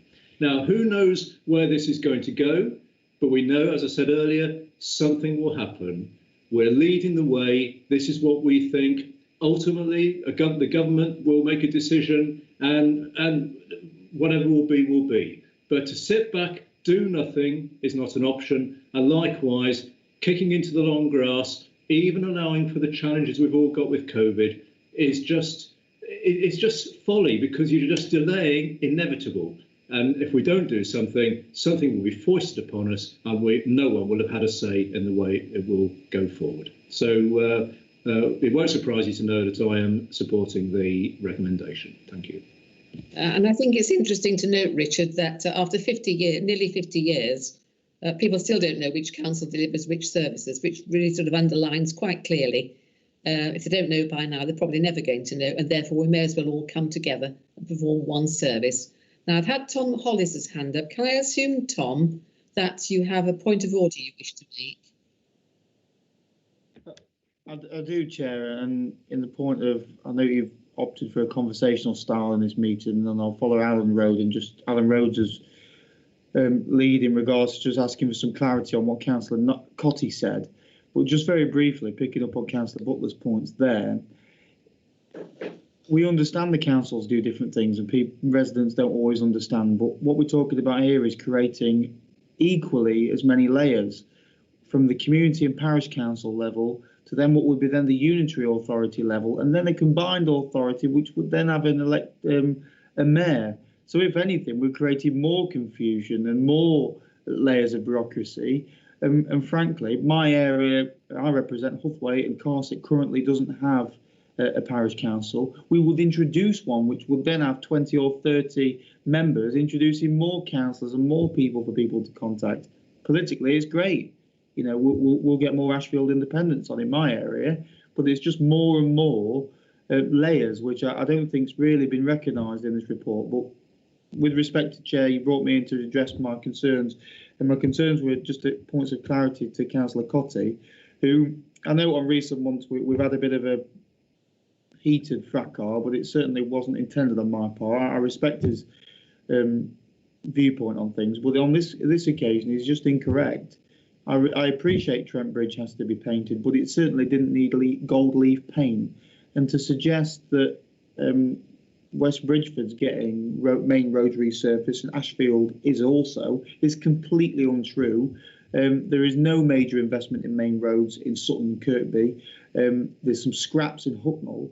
And to suggest we only get 10% when we're 1 in 7 of the districts, he knows I fundamentally disagree with that argument. We don't have to rehearse it here. This isn't the state. But I just disagree with the comments made, Chair. And frankly, he used my argument of local government and tried to twist it. I believe local decisions should be kept local, not hived up into administrative. So that's just a point of clarity. Thank you, Chair. Thank you. I've been lenient with you because I don't want this debate to be curtailed by anyone. But do you accept that the Trent Bridge belongs to a trust who decide how the bridge will be painted and repaired, and that we are obliged by the agreement to contribute towards that and not the decision makers? We were just told it was strictly unsound, not that we spent £350,000 on a paint job. You also say, Tom, that you think that the 10% you're getting on Ashfield roads is unfair, even though you've only got 10% of the roads there.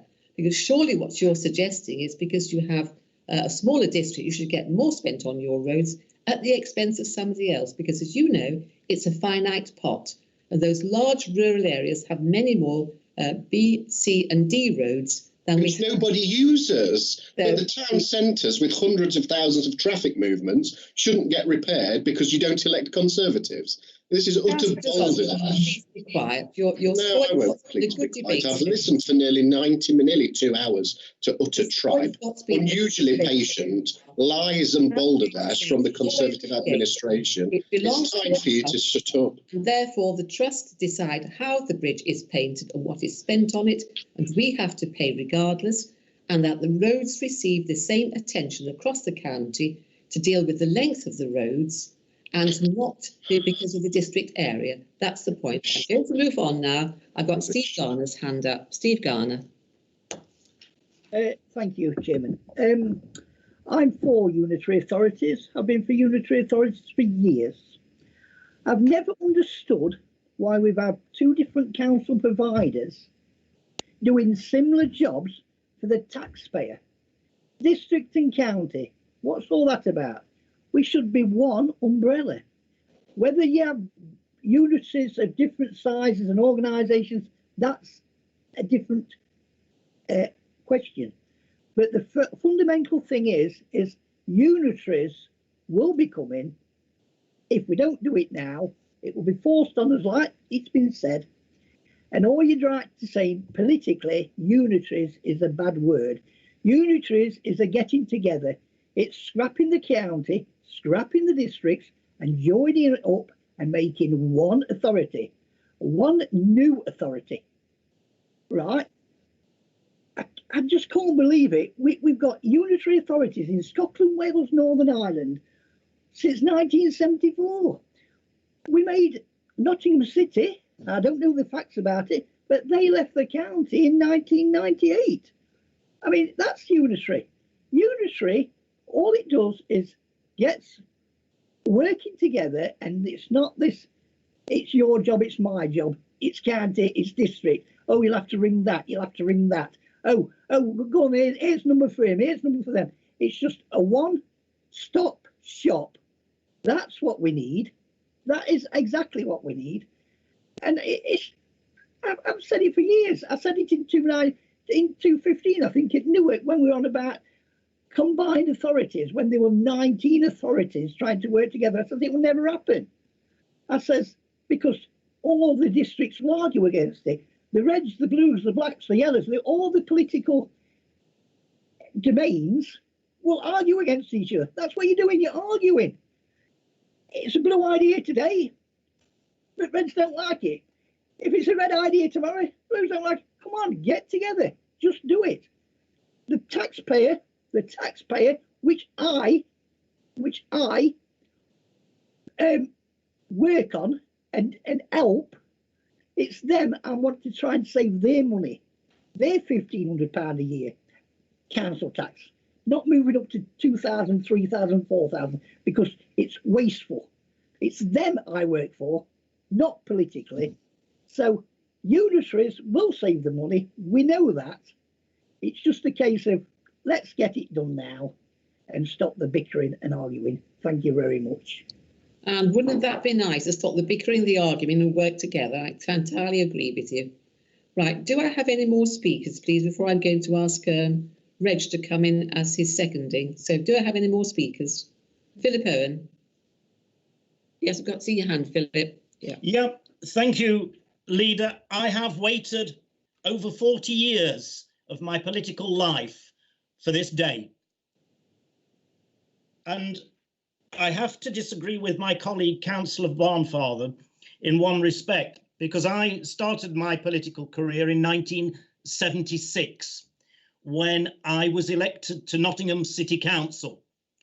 And that was just after local government reorganisation. And Nottingham City Council, as a result of local government reorganisation in the 70s, had become a super district authority. And I thought that was a daft arrangement all those years ago. And throughout the past 40 years, most of which time I have been a councillor, I have continued to think that it's a daft arrangement. And nothing will sway me from that view, having worked through it all those years. And there is nothing this morning that I've heard that changes my mind or changes my mind as to not going ahead or trying to go ahead with local government reorganisation. Councillor Rhodes started off the debate this morning by saying it was the wrong decision at the wrong time, but then really didn't tell us when the right time was. Well, I did. I said when the pandemic's over. Well, you weren't listening, you see, Philip. Pay attention. I didn't interrupt you, and I haven't interrupted anybody this morning, and it really would be helpful if you didn't do that, Councillor Rhodes. I was coming on to say that Councillor Peck did give us some indication of when it would be the right time. Although he said he was not against local government reorganisation, he was going to vote against it this morning. But he did say when the right time would be. We should delay it until the new council. Well, didn't we do that after the last election? Didn't we start or try to do this process straight after the last election? But then it was the wrong time.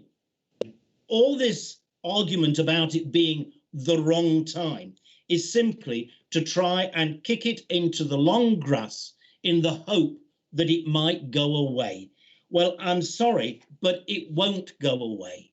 It won't go away because the genie is very much out of the bottle, and it's something that will happen.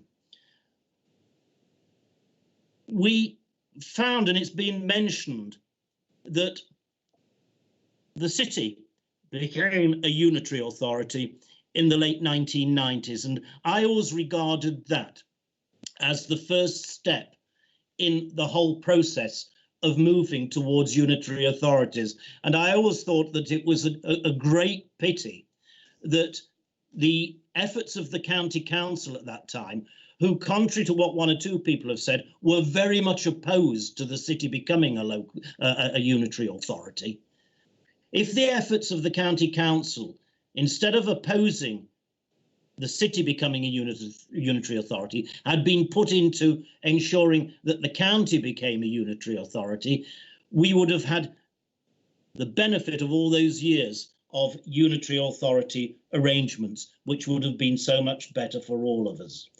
But the reasons that have been put forward for not pursuing with local government reorganisation, the wrong time, well, it never is the right time, according to those that are opposing it. There's always something that crops up that says it shouldn't be done.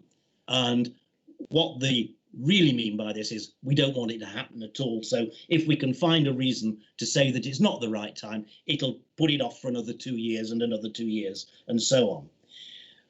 But the only thing that was put forward by Councillor Zadrozny, as I could understand from his arguments, was the costings of local government reorganisation. Well, he took us on what I consider to be a geography field trip around the country, which was very helpful since, for obvious reasons, not being able to go on holiday this year. It was nice to go around the country on a virtual tour this morning. But really, all that it did was to highlight the issues facing local government at the moment in terms of finances. We cannot carry on. We will have to make savings. There are now holes appearing in the finances because of the COVID situation, and there simply isn't the money out there to fill those holes without changes being made. Why should the government put in additional money, even if it had it, when by carrying out local government reorganisation, there could be savings of £3 billion over a 5-year period, according to the latest Price Waterhouse figures? Why should the government say, well, we'll give you that £3 billion so that you can perpetuate the offices of chief executive, section 151 officers, finance officers, legal officers across the districts in this country? It's a nonsense. And then there were comments about, well, you'll have to have more parish councils. Well, some areas, of course, already have parish councils, and those expenses are already there in any case. Some areas may well want parish councils, others may not. I can't see that it's an argument to say we shouldn't have local government reorganisation because it will create more parish councils. That seems to me to be something of a nonsense, because on the other hand, those that are arguing against local government reorganisation talk about the importance of locally made decisions, and parish councils, of course, are very local. Which brings me on to the issue of locality.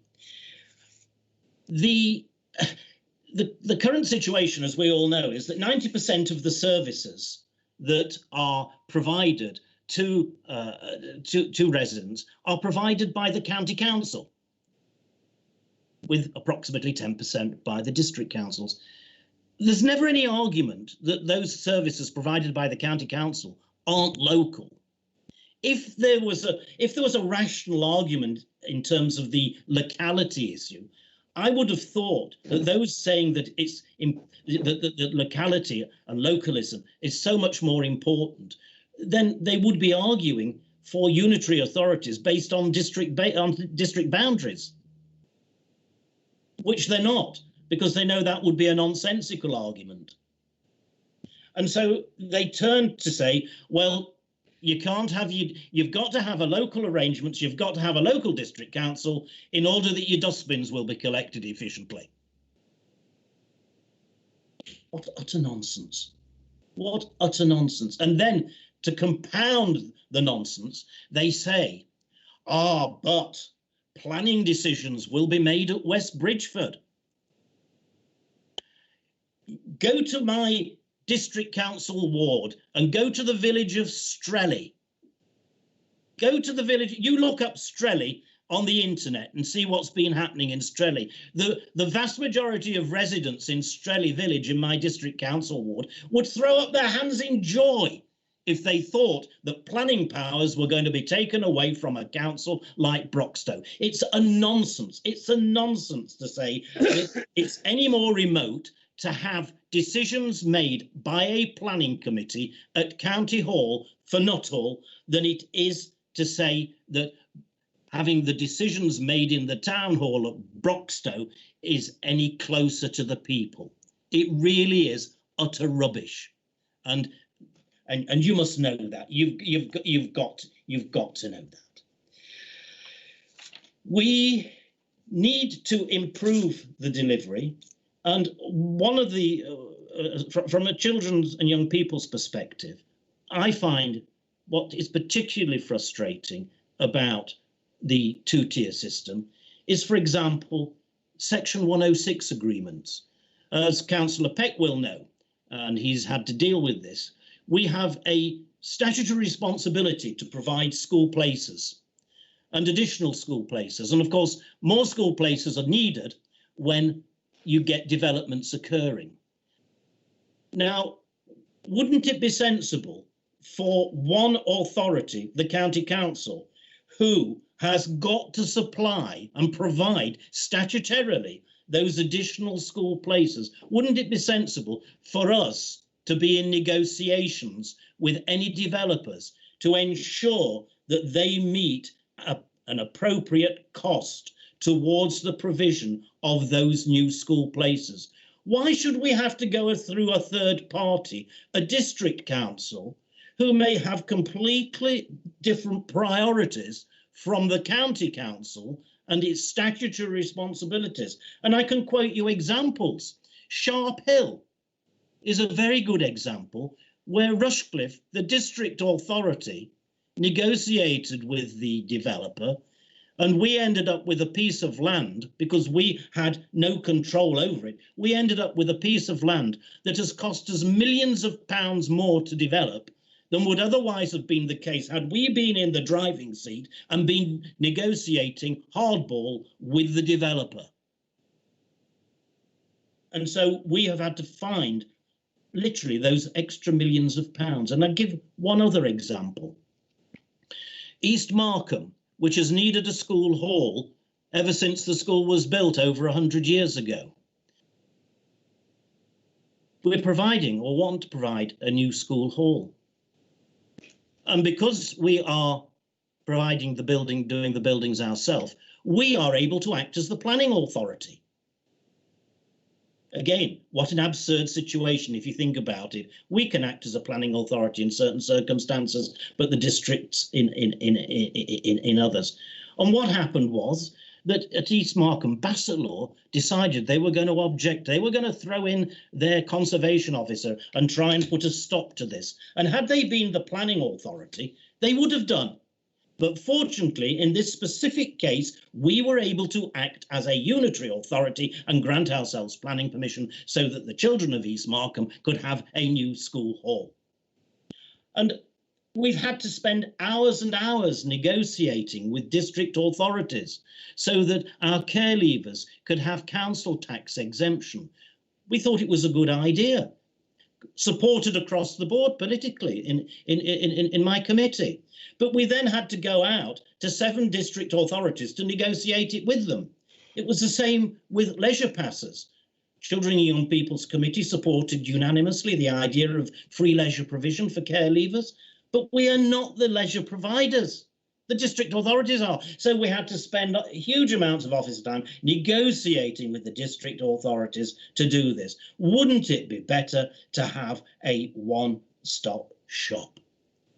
But I welcome the debate. I welcome what has happened with the sending of that letter by the leaders of the district authorities, because for the first time, they acknowledge that local government reorganisation has to take place. They acknowledge that, which is an interesting thing because they then criticise us for not consulting with them. But certainly the leader of my Broxtowe authority, of which I'm a member, has never consulted with the members of council as to whether or not that should be the stance taken. In fact, the official policy of Broxtowe, as passed by a fairly recent council meeting, is to oppose local government reorganisation and oppose the abolition of Broxtowe. So this clearly was a document that's been put together in very short space of time and really hasn't been thought through. But if we've now got those districts on board, I welcome that. We've now got to discuss and debate which is going to be the best way forward. A unitary authority on a single unitary authority or a two-tier unitary authority. Well, I think Councillor Jackson has really shot the idea of a two, I think it was Councillor Jackson, of a two unitary authorities in the county, because the savings that would be driven out would be half what would be driven out by the single unitary authority. And certainly I would not be advocating two unitary authorities, because, for example, we would have to split up all our unified services that we've got in children's social care, and that is a particularly important area, and we're going to see enormous increase, I believe, in referrals over the next few months and years. We've got one MASH that serves the whole of the county. Why would you want to try and split that up to accommodate two unitaries? And you've got situations like that. You've got teams where you are able to, social work teams, where you're able to have flexibility and move them about the county. That would create problems if you split it into two. And coming back to pupil place planning, as I've mentioned before, we would have big problems there with pupil place planning across yet another boundary between two unitary authorities. So I don't think there is any alternative. No alternative has been put forward this morning other than to kick it in the long grass. But what I shall want to see from those who are proposing to kick it in the long grass, where will they make the savings to balance the budget?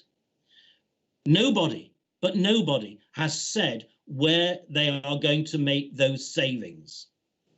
Now, they may have some super ideas which will enable us to make savings and keep the children's centres and keep the youth clubs and keep the libraries open.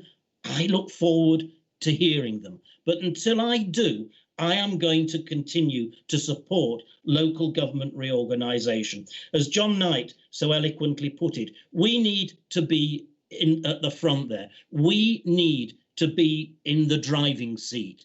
It's always the case, whenever you are at the forefront, you get additional support, you get additional resources. Whenever officers come to me and say, we've been asked if we'd like to take part in this particular pilot, my answer is, unless there are serious objections to it, go for it, because it will mean additional resources, it will mean additional support, and that will be the case here. So in my view, we need to be in the driving seat. Those that have spoken against today want us to be in the back seat. They want us to be backseat drivers being taken along for the ride.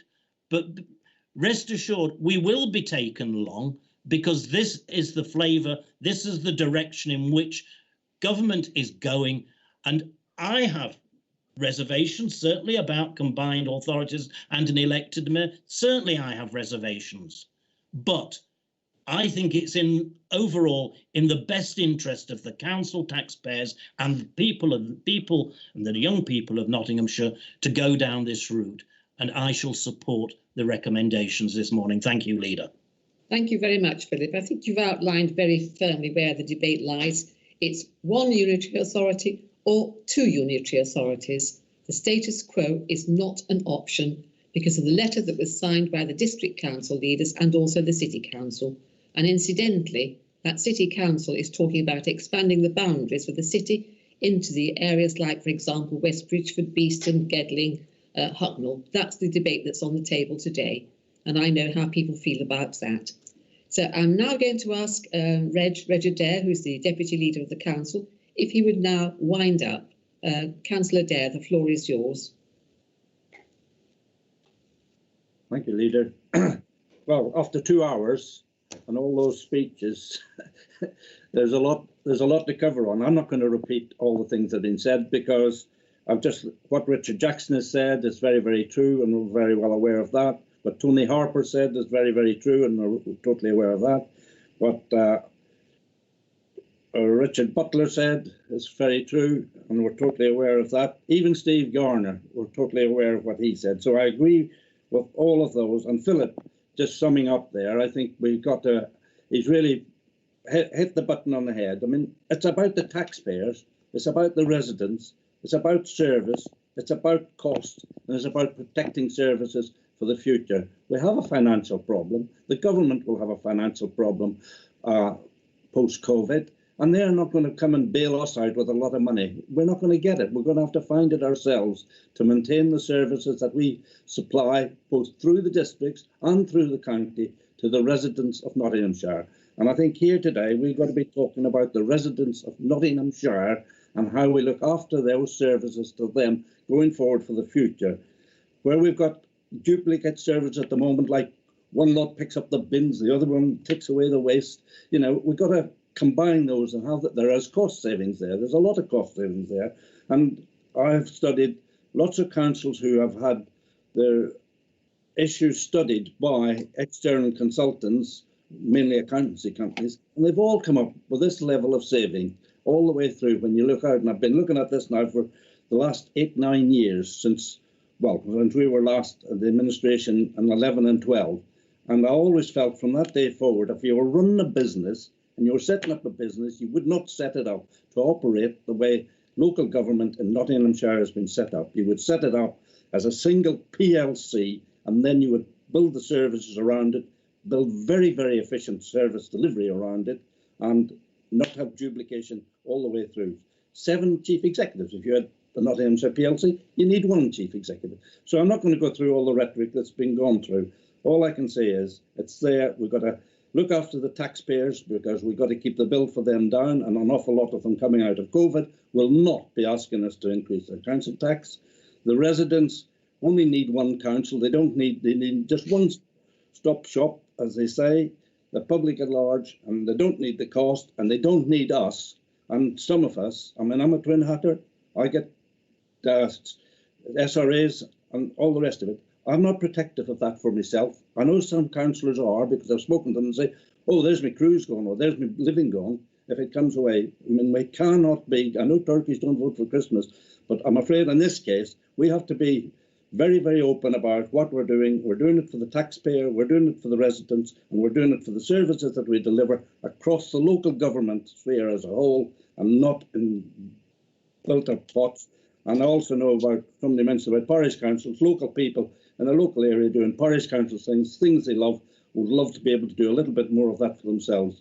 So with that, Leader, I'm going to just say, let's not go on any longer. Let's get to the vote, because the recommendations are there on your 1, 2, 3s, and let's get to that. Thank you for that summing up, Rach. That was very useful indeed. The only thing I'm going to add before we go back to the Policy Committee paper today and the resolution on it is that, of course, we also have 4 county footprint authorities in ARC, VIA, SCAPE and Inspire. And this has received support across the council when these services were set up. And I think they are working very well in favour of the set down there, that we give approval for the Leader of the Council to write to the Secretary of State for Housing, Communities and Local Government as per the drafted Appendix A, which is on our website as well, requesting an invitation for the County Council to come forward with proposals for unitary local government for the County Council's administrative area. 2, instructs the Chief Executive to develop draft proposals for a unitary local government for the County Council's administrative area in anticipation of the invitation from the Secretary of State to be considered at a future meeting of the County Council. And 3, approves the funding of £100,000 for the Chief Executive to commission an independent accountancy firm to validate the financial information in the proposals for unitary local government, and an independent research company to conduct appropriate, proper public stakeholder engagement. And they're on the agenda, and that's what I'm asking you to vote for today. I'm now going to hand you over to the Chief Executive. We'll call the register, because we, of course, are online. So thank you very much for a very, very good debate today. I think everyone has contributed. I thank you for keeping this to be on the items on the agenda. Clearly, when you have a debate like this, there are all shades of opinion. What I would like to think is we could set aside any name calling there might be, and talk about the issues with the people who are all elected to serve. If anyone believes in democracy, it is the first past the post. You are there to serve the council for those people who have elected you. So, Chief Executive, would you please now register? Before we move to the Chief Executive, I had asked 5 questions. No, I'm sorry. We're now going to the Chief Executive. Just to confirm, Thank you, Chairman. Yes or no, you intend not to answer those questions, is that clear? Thank you very much, colleagues and Chairman. Please, questions from the press. So thank you very much, colleagues. I just want to know, Anthony, and I'm sorry to speak over you, but I'm an elected. Does the leader of the council intend not to answer my questions? Yes or no? That's all I need to know. I've asked 5 questions. I hope she'd answer them. Thank you very much, Councillor Hollis. So that's, of course, at the discretion of the chair, who has asked me to. I've asked as an opposition member. I've asked the chair a question. Either yes or no. Does she intend to answer my questions? And if so, I'd like an answer to the 5 questions of the press, which represents the Nottinghamshire people. Yep. Thank you very much, Councillor Hollis. So at this stage, is that a no? Is that are you? So you confirm that's a no, Anthony? Councillor Hollis, it's not for me to answer for the chairman of this committee, but the chairman of the committee has asked me to move. I'll take that as no, Mr. Chairman. Thank you. Thank you very much, Councillor Hollis. So if then colleagues could note that the votes today will not be recorded in the minutes of the meeting unless 2 or more members request it, but we are calling the names because working in this virtual way makes it much clearer for anybody listening in. Anthony, I'd like to call a recorded vote, please. I'll second that. Thank you very much. I've got 2. So this will be a recorded vote. Starting, please, with Councillor Adair. 4. And then with Councillor Barnfather. 4. Councillor Butler. 4. Councillor Cotty. 4. Councillor Cutts. Councillor Cutts. 4.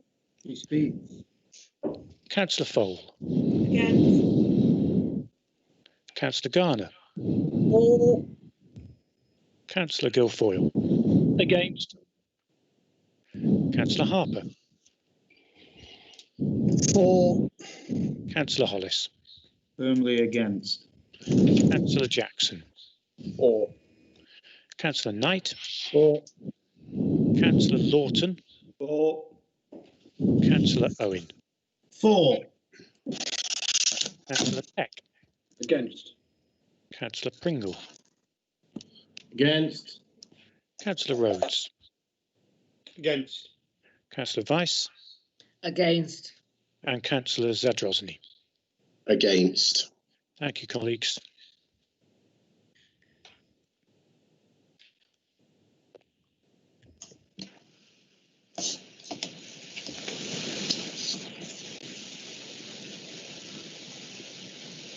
Chairman, there are 11 votes for the motion and there are 8 votes against the motion. Right, the Chief Executive has called the register and we have a recorded vote. Those names will be recorded in the voting, which will be in the next bit of the meeting. There are 11 in favour of the motion and 8 against, and therefore the motion is carried. Thank you very much this morning for your attention. We'll now move on to the next item on the agenda, please, which is the Climate Change Programme for Nottinghamshire. This is item 5 on the agenda. Seeking approval of the Greenwood Community Forest to deliver a major new tree planting initiative in Nottinghamshire. Chairman, there's an alarming amount of background noise. It's getting very difficult to hear. Is anybody else struggling with this?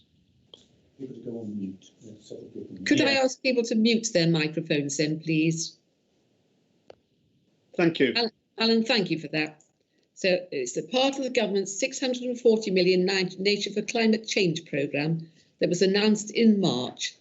DEFRA are tasked by England's Community Forest Network with putting together 6,000 hectare programme for new woodland creation.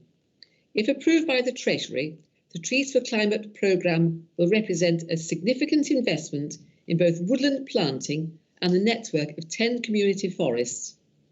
The County Council has hosted and supported the Greenwood Community Forest since it was established almost 30 years ago. Greenwood has indicated that at least 250 hectares of the new woodland could be established across Nottinghamshire through the Trees for Climate Change programme. As a community forest, Greenwood would work with local people, groups and organisations to ensure that the planting schemes would help to deliver the benefits for access for health and well-being. The Trees for Climate programme would also support the delivery of some of the County Council's key ambitions for tree planting and biodiversity, as set out in the Environment Strategy that was approved by this committee in March this year. The cost of delivery, including staff costs, purchasing and planting trees, and any land purchases will be fully funded through the grant, and there is no requirement for the County Council to provide any match funding. I'm sure members will appreciate the opportunity for new investment in enhancing the county's environment for this programme will provide, and I formally move the recommendation as set out in the pack. Do I have a seconder, please? Yes, Leader, I'm happy to second that, please. Councillor Cotty. Thank you. Thank you. Right, it's open for debate. Alan. Thank you, Kay. Yes, very supportive of this. This is an excellent initiative and one that our council really should be involved in. I mean, this county is known for its green spaces, especially its forests, of course, traditionally. And I think this will be a magnificent initiative for the county council to be supporting and being a beneficiary of. Thank you, Alan, for that. And I've got Philip Owen. Yes, thank you, Leader. I'm happy to support the recommendations as contained in this report. I've always felt that the community forest idea has, over the years, fallen a bit flat. So that I hope that this is going to give it some oomph and perhaps regenerate it. I still drive around, well, not very recently because of the pandemic, but when we were driving around more freely, you'd come across signs that said community forest, and you'd look around and there was scarcely a tree in sight. And that needs to change. And so I hope this is going to focus attention. I hope we're going to have enough people to actually get the trees planted. And I hope we're also going to work with voluntary organisations and volunteers, much more so than perhaps we have done in the past over this, because I know there are community groups out there, environmental groups, who would be only too keen to actually do some tree planting. And I hope, and I don't know whether I don't think it says this in the report in any detail, I hope we're not just going to confine it to expanding or developing forests, because the county council owns a lot of land, particularly highway verge, where it would be more than appropriate to actually do some planting there. And I'll put the A610 between the Nuttall roundabout and the city boundary right at the top of the list of priorities. We've got a big central reservation there, and it would look wonderful if it had got, I think, some nice elm trees growing. Let's think about the species that we lost over the years. Put some elm trees down there, please, like they used to have in the city, and I shall be absolutely delighted. Thank you, Leader. Thank you, Philip. Do I have any more speakers, please? Muriel. Muriel, please. Muriel, sorry, I missed your hand going up. That's fine. Yes, thank you. I'm very supportive of this project and really making a point similar to Philip's, that there are a number of local initiatives like the Oaks for Knots and so on, which are already in place. So it would be good if whatever happens with the funding that comes, if there could be a appropriate support and inclusion of the variety of organisations, including some schools that are involved in tree planting and in other projects. So there's already quite a variety of interest in this. So it'd be good if they could be recognised. Thank you. Thank you, Muriel. And I've got Tony Harper. Tony? And Glyn. Yeah. Thank you, Leader. Yes, Chairman, I support this initiative, and I know it went through Communities and Place Committee, and members there supported it. I think I take on board what Councillor Owen was saying about the stretches of road, and obviously we've got the A614. I mean, we've got the biggest and longest load of trees down an avenue, Lime Tree Avenue in Clumber Park, and it would be nice if something like that could be done down some of the main roads in and out of Nottinghamshire. But one thing I would like is whether we could work with developers of new developments. I know later on the agenda there's a new one that the county council are looking at, and I'm wondering whether areas like that could be put aside and work with developers, because predominantly now when you go around a new estate, you see very few play areas that are built, and you see very, very few green areas, unless they've got a water problem. So they build a nice little lake because it's to do with the soakaway, as opposed to actually being anything else. So I would hope we could work with sort of new developers to put green and treed areas in small parts. And also, we've got new schools being built, and there's no reason why we couldn't, on some of those areas within the school grounds, plant some new trees within those as well. So let's start in our own backyard. I entirely agree with you. We've got Steve Garner now. Steve. Thank you. I'm fully supportive of this. I hope to see we get more trees in our highways. Over the last few years, we've lost quite a lot of trees in our highways, which we've not been putting back. So it would be initiative to put some back in our highways as well, along the verges and that. So I fully support this. And thank you very much, Steve. Are there any other speakers? Right, John Cotter, you've seconded this. Would you like to put your hand up? Yes, John. Yep. Thank you, Leader. Yes, I had the pleasure in 2009 of being the chairman at Greenwood Community Forest for 4 years and seeing what they do. And Philip is right. When you see one of the community forests, it's usually a sign and an entrance into somewhere. But once you get in that area, you find it has been developed by volunteers, and the county council worked with them through those times and to keep them going. And they're still going today, as we can see. Item 17 on the report tells you all about the fact that they are going to approach other partners, and the comments that have been made will be taken on board with the highways team as well. So I'm pleased to see the report, happy with the recommendations, and we move forward with some trees. Thank you. Thank you very much. So the recommendations are, I need to read this out because it is talking about paying staff to fund the grant. So the committee gives approval for the Greenwood Community Forest to lead on the delivery of and for the County Council to act as the accountable body for the Trees for Climate programme in Nottinghamshire. That the committee grants delegated authority for the Service Director Growth and Investment to agree the terms of the grant funding agreements with Cheshire West and Chester Council after taking relevant legal and financial advice. That the committee gives approval for the Greenwood Community Forest to work across the whole of Nottinghamshire as set out in paragraph 12 of the report. That the committee approves the establishment of and recruitment of 2.7 fully term equivalents fixed term posts within the conservation team, and the recruitment of any consultants required for the delivery of the Trees for Climate programme in Nottinghamshire as set out in paragraphs 13, 14 and 19 of this report, and that support is given in principle to the purchase of land for tree planting schemes and for the capital programme to be amended accordingly with any expenditure funded by the external grant. And I think it has been noted, and it's written in the report, we also use county council land where we have it spare, and I approve entirely of trying to do more green planting on new estates. So thank you, Glyn, very much for that. And you as well, Steve. I think it's a timely reminder that we greened our county when giving planning permissions. So I'm going to put that to the votes then. And again, I'm going to ask the Chief Executive to call the register because it's the most suitable way for this meeting. So Chief Executive. Thank you, Chairman. Starting with Councillor Adair. 4. Councillor Barnfather. 4. Councillor Butler. 4.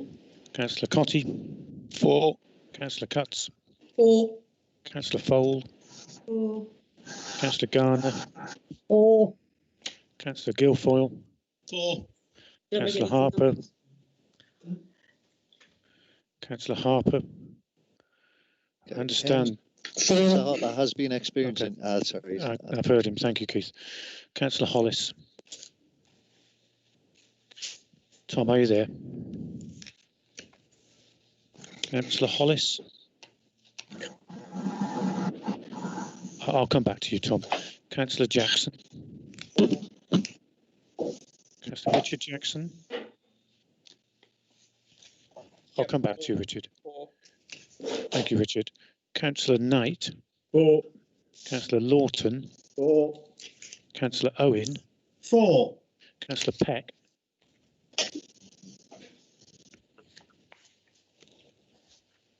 Sorry, 4. Thank you, John. Councillor Pringle. 4. Councillor Rhodes. 4. Councillor Weiss. 4. Councillor Zadrozny. 4. Thank you, Jason. I'll come back to Councillor Tom Hollis.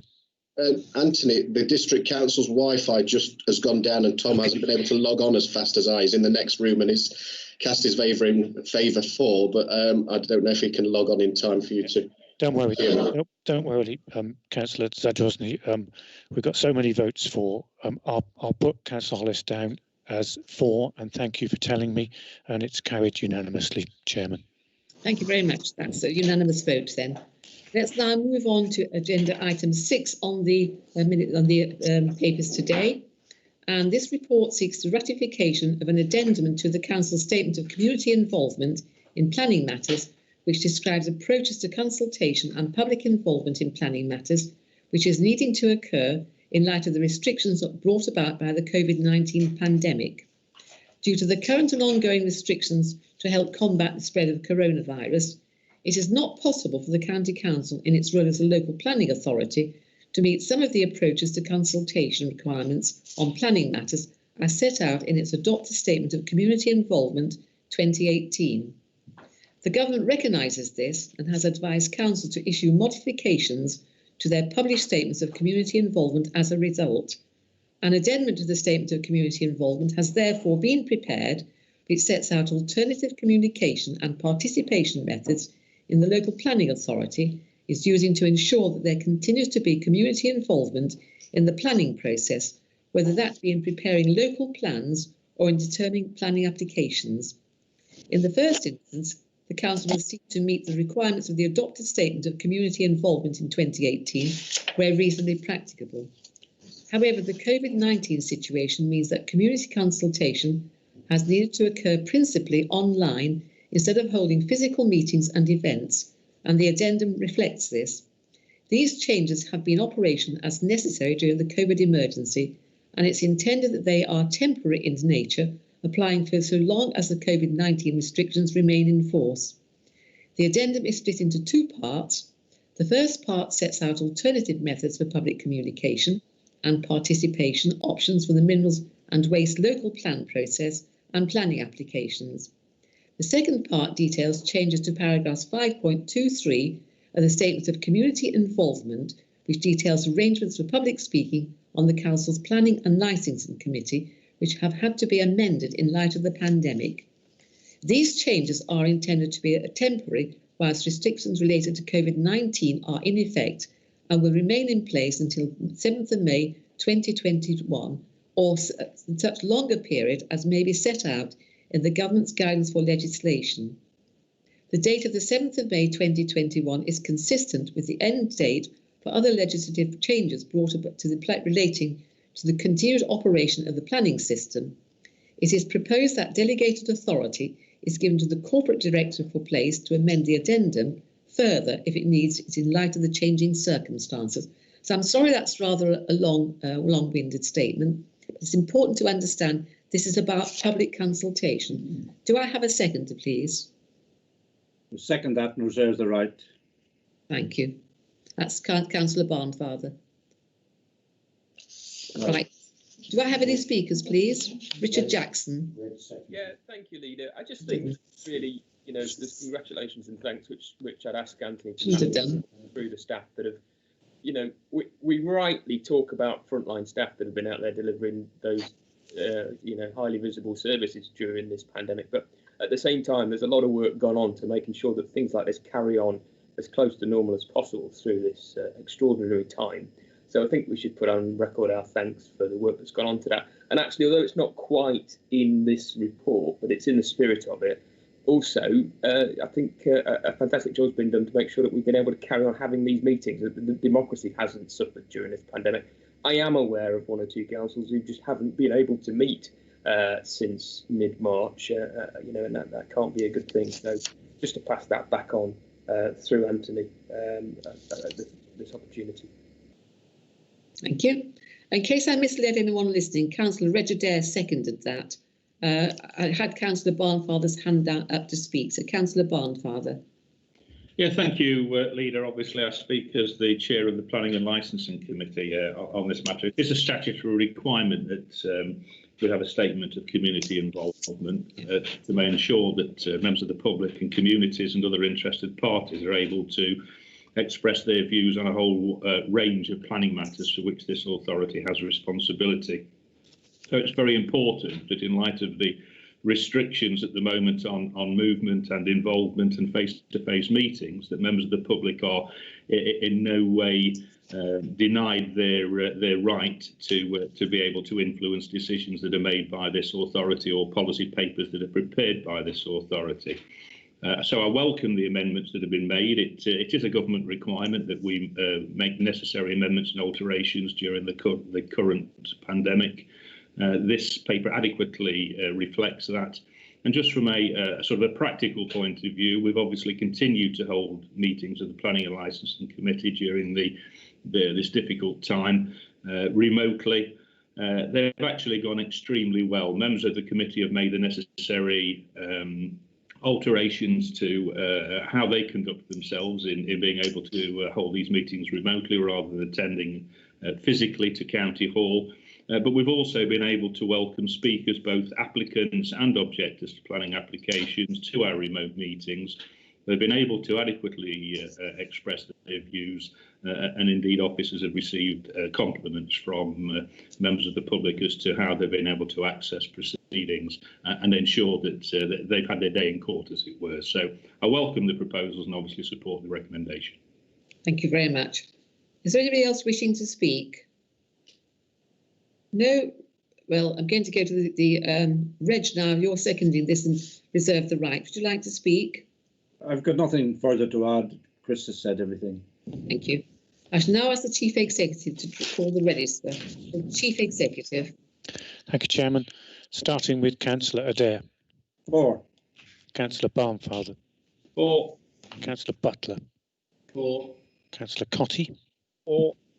Councillor Cutts. 4. Councillor Fole. 4.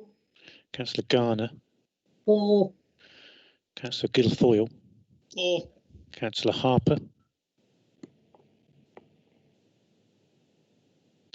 Councillor Harper's having some IT problems. I'll come back to him. Councillor Hollis.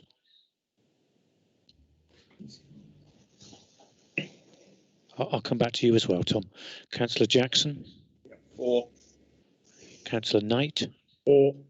Councillor Lawton. 4. Councillor Owen. 4. Councillor Peck. 4. Councillor Pringle. 4. Councillor Rhodes.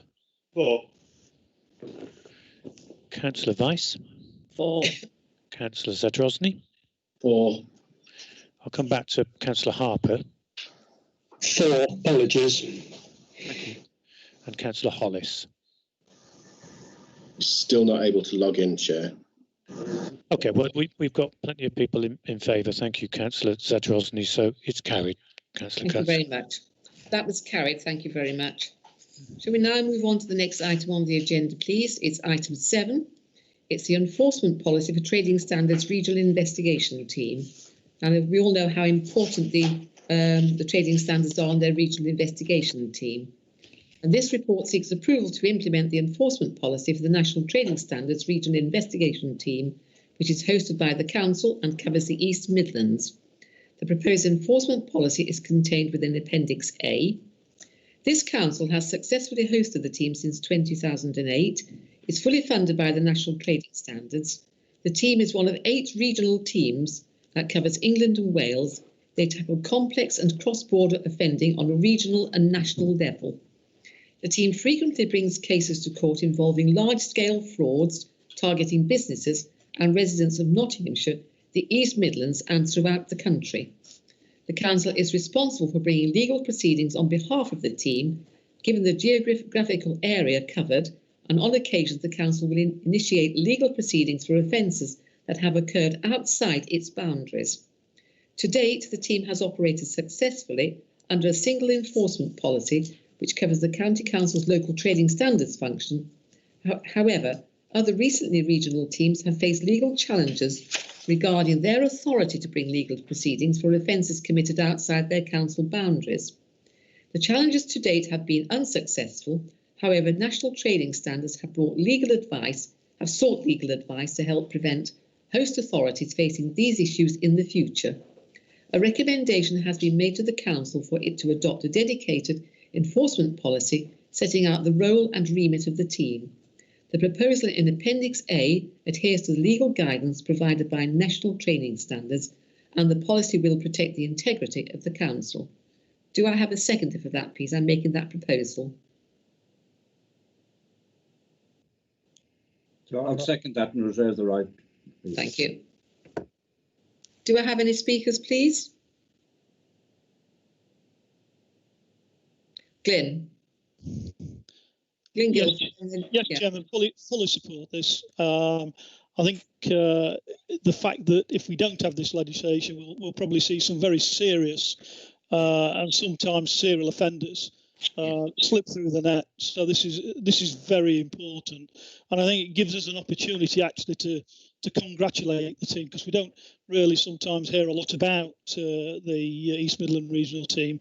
A lot of their work is sometimes covert, and they are a significant and have a significant impact on right across the country on the work they do in countermanding serious offenders. So I think we should congratulate them for the work they've done up to date, and obviously give them the tools and the powers which this will do to enable us to continue that work without falling foul of any legislation.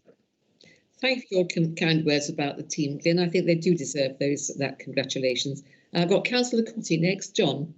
I won't repeat it all. Thank you, Glyn, for what you've said. Items 7 and 8 and describes it all quite clearly, and I'm happy to support it. And again, our team do a fantastic job. So thank you, Leader. Do I have any other speakers? No? Well, I'm going to ask Reg then to, as he seconded this, to speak if you wish to, Reg. Yeah, I've got nothing further to add than what's already been added. Thank you. Could I now pass over to the Chief Executive who will call the register? Chief Executive. Thank you, Chair. I'm aware that we have some members with continuing ICT problems, so if I can't take a full register, I'll come back to those colleagues when they've managed to rejoin. Starting then with Councillor Adair. 4. Councillor Barnfather.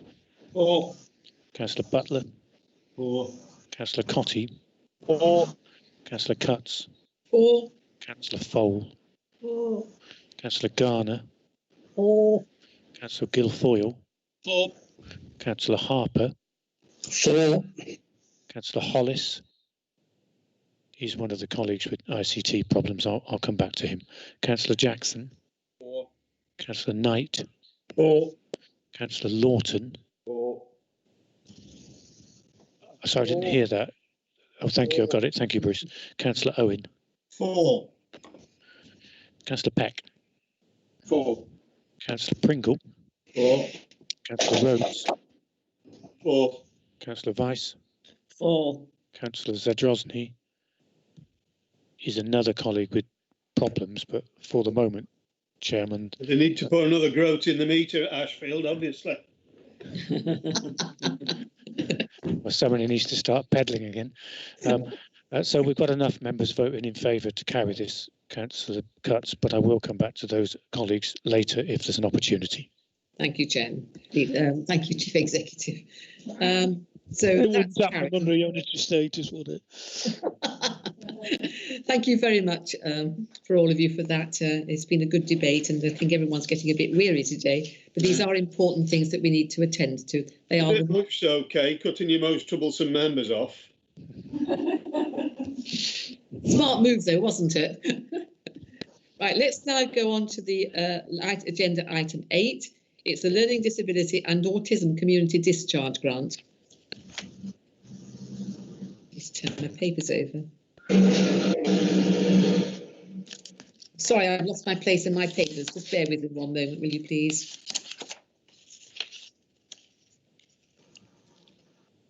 Well, the report seeks approval to accept and administer the Learning Disability and Autism Community Discharge Grant on behalf of Nottinghamshire Transforming Care Partnership, that is a TCP.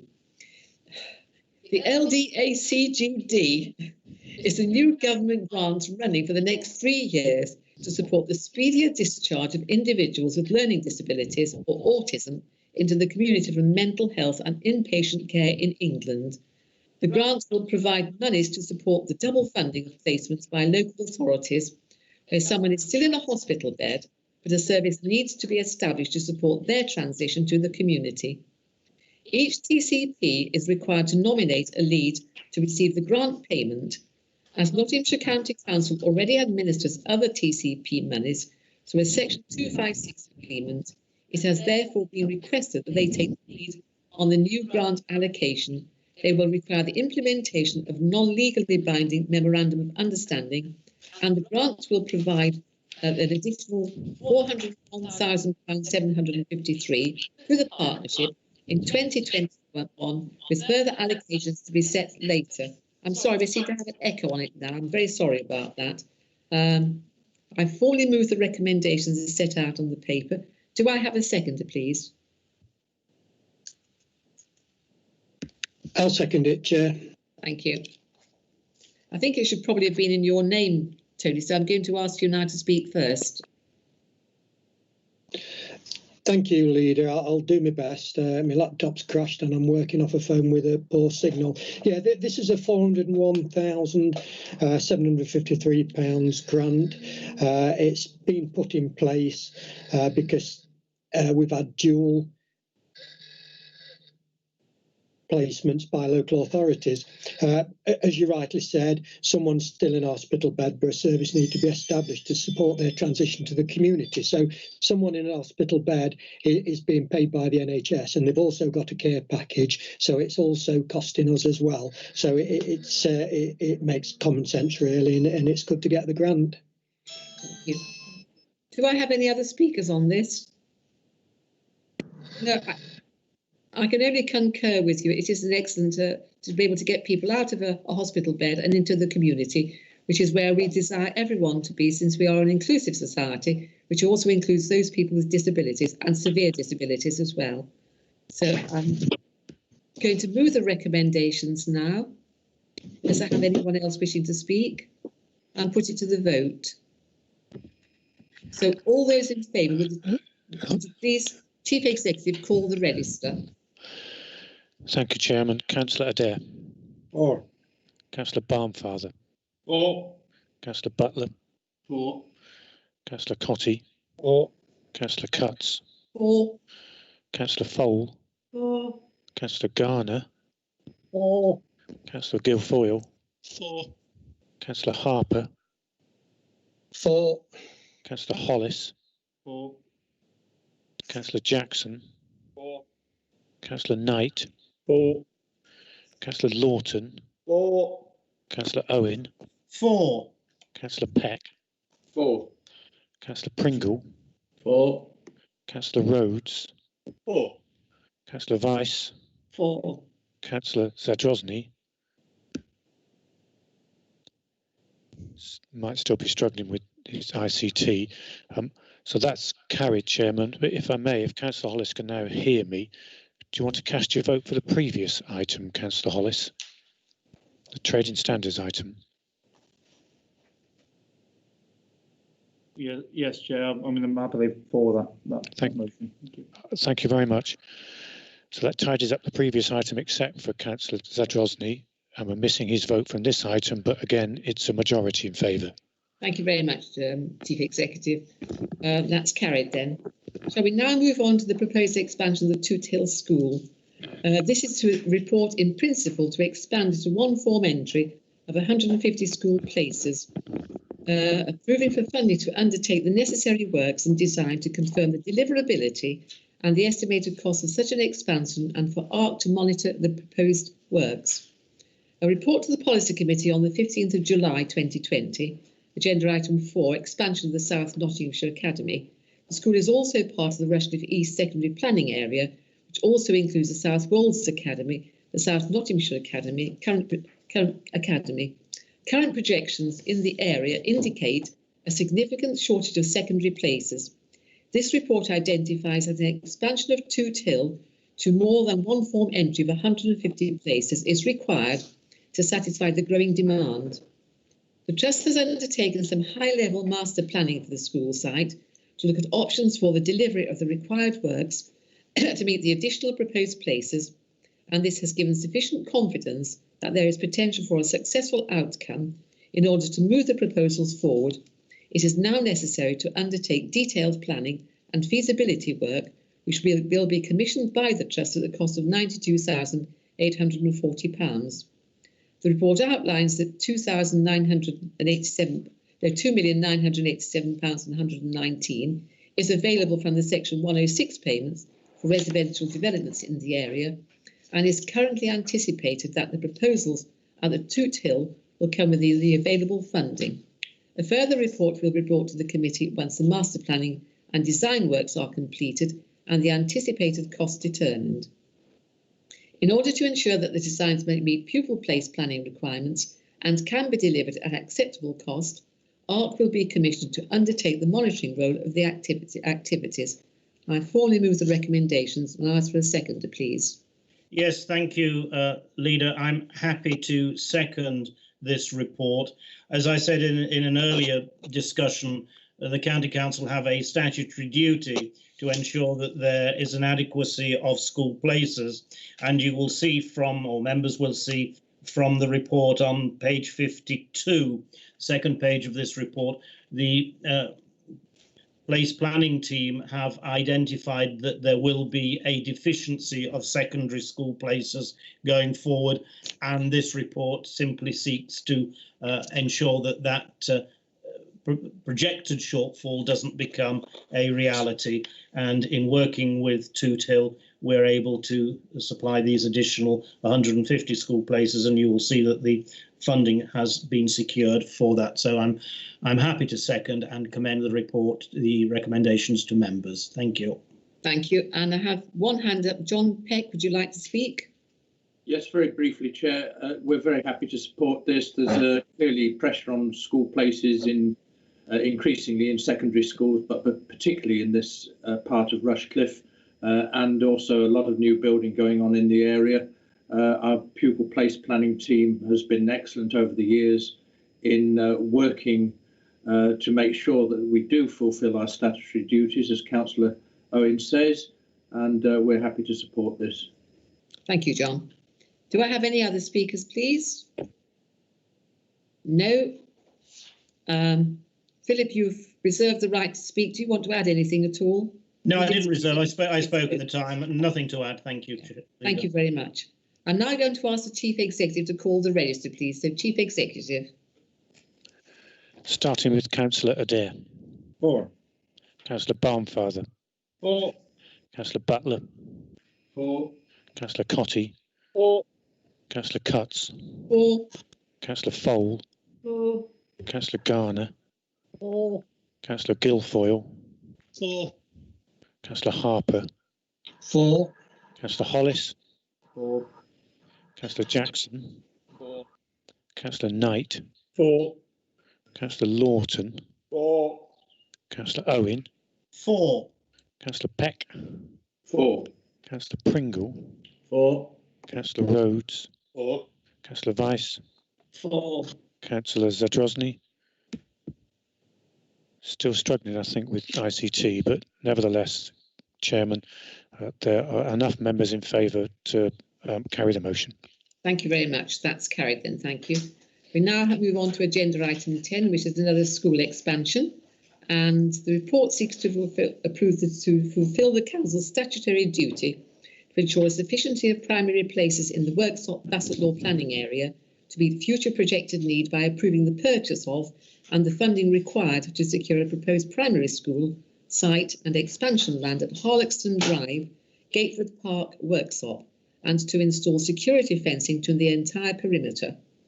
In May 2015, Bassetlaw District Council and the Nottinghamshire County Council signed a Section 106 agreement with developers relating to the development of up to 750 new homes known as Gateford Park. The agreement provides that upon completion of the 450th dwelling, the County Council is able to acquire one serviced 1.1 hectare site for the sum of £1, upon which to initially develop a 210-place primary school, which will be capable of expansion if required. In addition, £2,567,500 contribution towards the construction cost of the school is included in the agreement. The agreement also includes a clause enabling the County Council to acquire an adjoining additional piece of land of 0.4 hectares, limited to the use for school expansion land for the sum of £40,000. The purchase of this land would give the Council greater flexibility into the future for the provision of a larger school at this location to meet potentially increasing demand for places. There may be a delay between acquiring the site and starting development of the school. ARC is currently preparing a planning application for the security fence, which will enclose the primary school land and the expansion land, and these costs are estimated to be approximately at £150,000. So I formally move the recommendations as set out. And do I have a seconder, please? Yes, Leader, I'm more than happy to second. Again, this is fairly similar but not identical to the previous report. Here we are taking possession of land that will be required and reserving an extra piece of land for any further expansion. So we're future-proofing the site pending the development of new properties and the influx of children, and I think it's very sensible to do so that there are going to be school places available when families move in. So I commend the recommendations and the report to members of the committee. Thank you. And I have John Peck, your hand is up. Yes, again, we're happy to support this. Gateford Park, I do know it slightly, and I know it's a very constrained site because otherwise I think we'd be looking in normal times to expand the school, but this doesn't appear to be possible as the report outlines, and so it makes sense to act quickly to ensure that there will be sufficient places because of the amount of building in that area. So yes, we'll be supporting. Thank you very much, John. Do I have any other speakers? No. In that case, I'm going to ask the Chief Executive to call the register then. So all those in favour, please. Joe? Chief Executive. Thank you, Chairman. Councillor Adair. For. Councillor Barnfather. For. Councillor Butler. For. Councillor Cotty. For. Councillor Cutts. For. Councillor Fole. For. Councillor Garner. For. Councillor Guilfoyle. For. Councillor Harper. For. Councillor Hollis. For. Councillor Jackson. For. Councillor Knight. For. Councillor Lawton. For. Councillor Owen. For. Councillor Peck. For. Councillor Pringle. For. Councillor Rhodes. For. Councillor Weiss. For. Councillor Zadrozny. Continuing ICT problems, I understand, but nevertheless sufficient members, Chairman, to carry the motion. Thank you very much. And I'm sure we're all going to look forward to a new school there. Can we now move on, please, to agenda item 11, which is the Lyndhurst development. It's an update on the site. We're all familiar with this on the outskirts of Mansfield. It's a very large site and providing a lot of new housing, new school and very many other things. And this report seeks to update the committee on the delivery of the Lyndhurst development with the council's private sector partners. Phase 1 is well underway and has already delivered more than 210 much needed homes for our residents. What is now being proposed is the disposal of one of the remaining parcels of land that will complete Phase 1 land sales. The methodology for marketing and disposal of the land parcels as outlined in the exempt report part of this report. The work of the Lyndhurst Group and its advisors have concluded that the offer received is the best consideration. as the council is a key partner for the group and has been fully involved in the process for securing this disposal, we should therefore support this conclusion. I am pleased that our ambitions for bringing forward new housing by working with developers is delivering much needed new homes in this area of the county. Now, more than ever, the council needs to be at the forefront of leading economic recovery and post-COVID-19, and we are fulfilling the lead by championing the delivery of Lyndhurst by working in partnership with the private sector. The report is set out, and we also have the details in the exempt item, so I would ask you to constrain your comments to the public part of this report, please, as the other is commercially sensitive. So do I have a seconder, please? Yes, I second the report and reserve the right. Thank you very much. Do I have any speakers? No, I don't appear to have. And therefore, I'm going to ask the Chief Executive, who will now call the register. Chief Executive. Councillor Adair. For. Councillor Barnfather. For. Councillor Butler. For. Councillor Cotty. For. Councillor Cutts. For. Councillor Fold. For. Councillor Garner. For.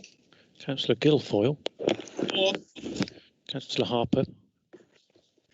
For. Councillor Hollis. Against. Councillor Jackson. For. Councillor Knight. For. Councillor Lawton. For. Councillor Owen. For. Councillor Peck. For. Councillor Pringle. For. Councillor Rhodes. For. Councillor Vice. For. Councillor Zadrozny. Possibly still having problems. So there was one member who voted against. Everybody else voted for. So the motion is carried, Chair. Thank you, Chief Executive. Motion is carried. We now have to consider the work programme. Are there any amendments required to this work programme in front of you? It's on the yellow pages as printed as the appendix. Chairman. Yes, Alan. No, it's Glyn. Glyn, yes. Yes, Chairman. I know I've not spoken with my leader about this because it's only just as we're going through the report again. You think about it. I'm wondering You'll be whether very careful, Glenn. I know, I understand that, Alan, but I'm sure you would support me in saying that obviously the policy committee has agreed today, whether we agreed with it or not, a letter that goes to the Secretary of State, and I wondered whether that on the work programme the response back from that letter could be included on the agenda. Sometimes letters go, and what happens is they go off into the ether, and we don't really know what's going on about it. I'm just wondering whether we could have that report back. I will take on advice on this. If we get a reply from the Secretary of State, it's appropriate to send it to members of the policy committee. The Chief Executive tells me that if we receive a letter of reply from the Secretary of State, it will go to the members of the policy committee. So it wouldn't be on the work programme, Glyn, it would be to each member separately. Is that all right?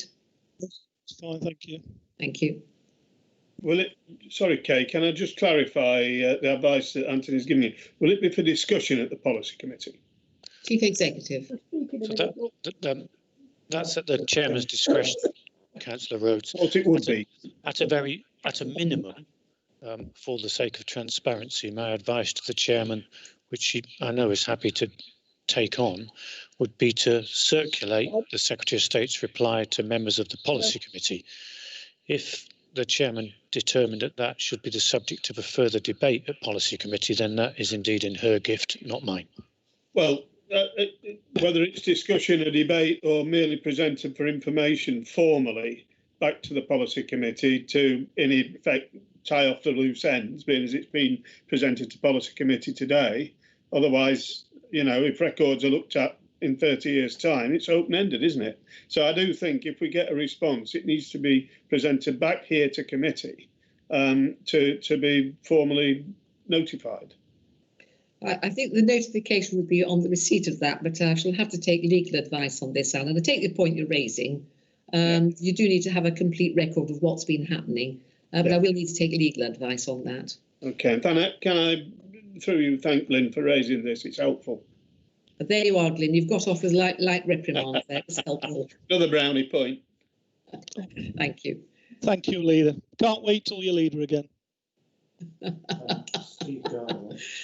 Steve Garner, you've got your hand up. Well, it's just a quickie. What about Abbey Primary? It used to be on the works programme for last year, but all of a sudden it's gone off it. Do we know anything what's happening there? I think you're quite right to raise this again. We need to ask the property team to go and look at this. Is the school closed, Steve? Just remind us all. The school closed. It got shut down. It got knocked down. It got fenced off, and it's job done. It just wants, moving off the county books, in my opinion, or because it's a net asset there for us. Thank you. I've got a hand up from an officer here. Our new officer, Matt, would you like to say something on this? Thanks, Chair. I will take that away and come back with a response if that's okay, as to where we go forward with it. I think that Matthew, that would be really helpful. Thank you very much indeed. It will stop Steve Garner raising it with me every time I see him. Thank you, Chair. You do well too, Steve. Thank you. Is that accepted by everybody? We now go into the exclusion of the public. We now move to the part of the agenda that proposes that we meet in closed session in order to consider the exempt information in relation to agenda item 11. I therefore invite the committee to resolve that the public be excluded for the remainder of the meetings on the grounds that the discussions are likely to involve disclosure of exempt information described in Schedule 12A of the Local Government Act of 1972, and the public interest in maintaining the exemption outweighs the public interest in disclosing the information. Do you all agree with that? Chief Executive, do we think we need to move to a vote here? It's on my papers, we probably should. Well, if people just sort of nod affirmatively to save me calling everyone's name again, I think that's good enough, Chairman. I think there are affirmative nods and waves there. Thank you very much. Yeah. Well, that brings us to the end of today's agenda. Can I thank you all for staying with it so quietly and so helpfully? We've been debating for a long time in this committee. It shows the strength of this council, that as colleagues with differing views, we have been able to come together in a satisfactory way to debate something which is quite divisive. Green paper. With the green pages. Agenda item 14. I've done that. What we dealt with some excluding public. I've been reminded by Anthony we actually do need to vote on the. I thought we'd done that. We need to vote now, members. I'm very sorry about this. It's a good thing that nobody else watching apart from us. We need to now vote. You're in the same room. We now need to vote on the accepting the report as it is, the exempt part of the item on the item we dealt with in the public part of the meeting. And just for the sake of completeness, colleagues, can I ask officers to stop the live streaming?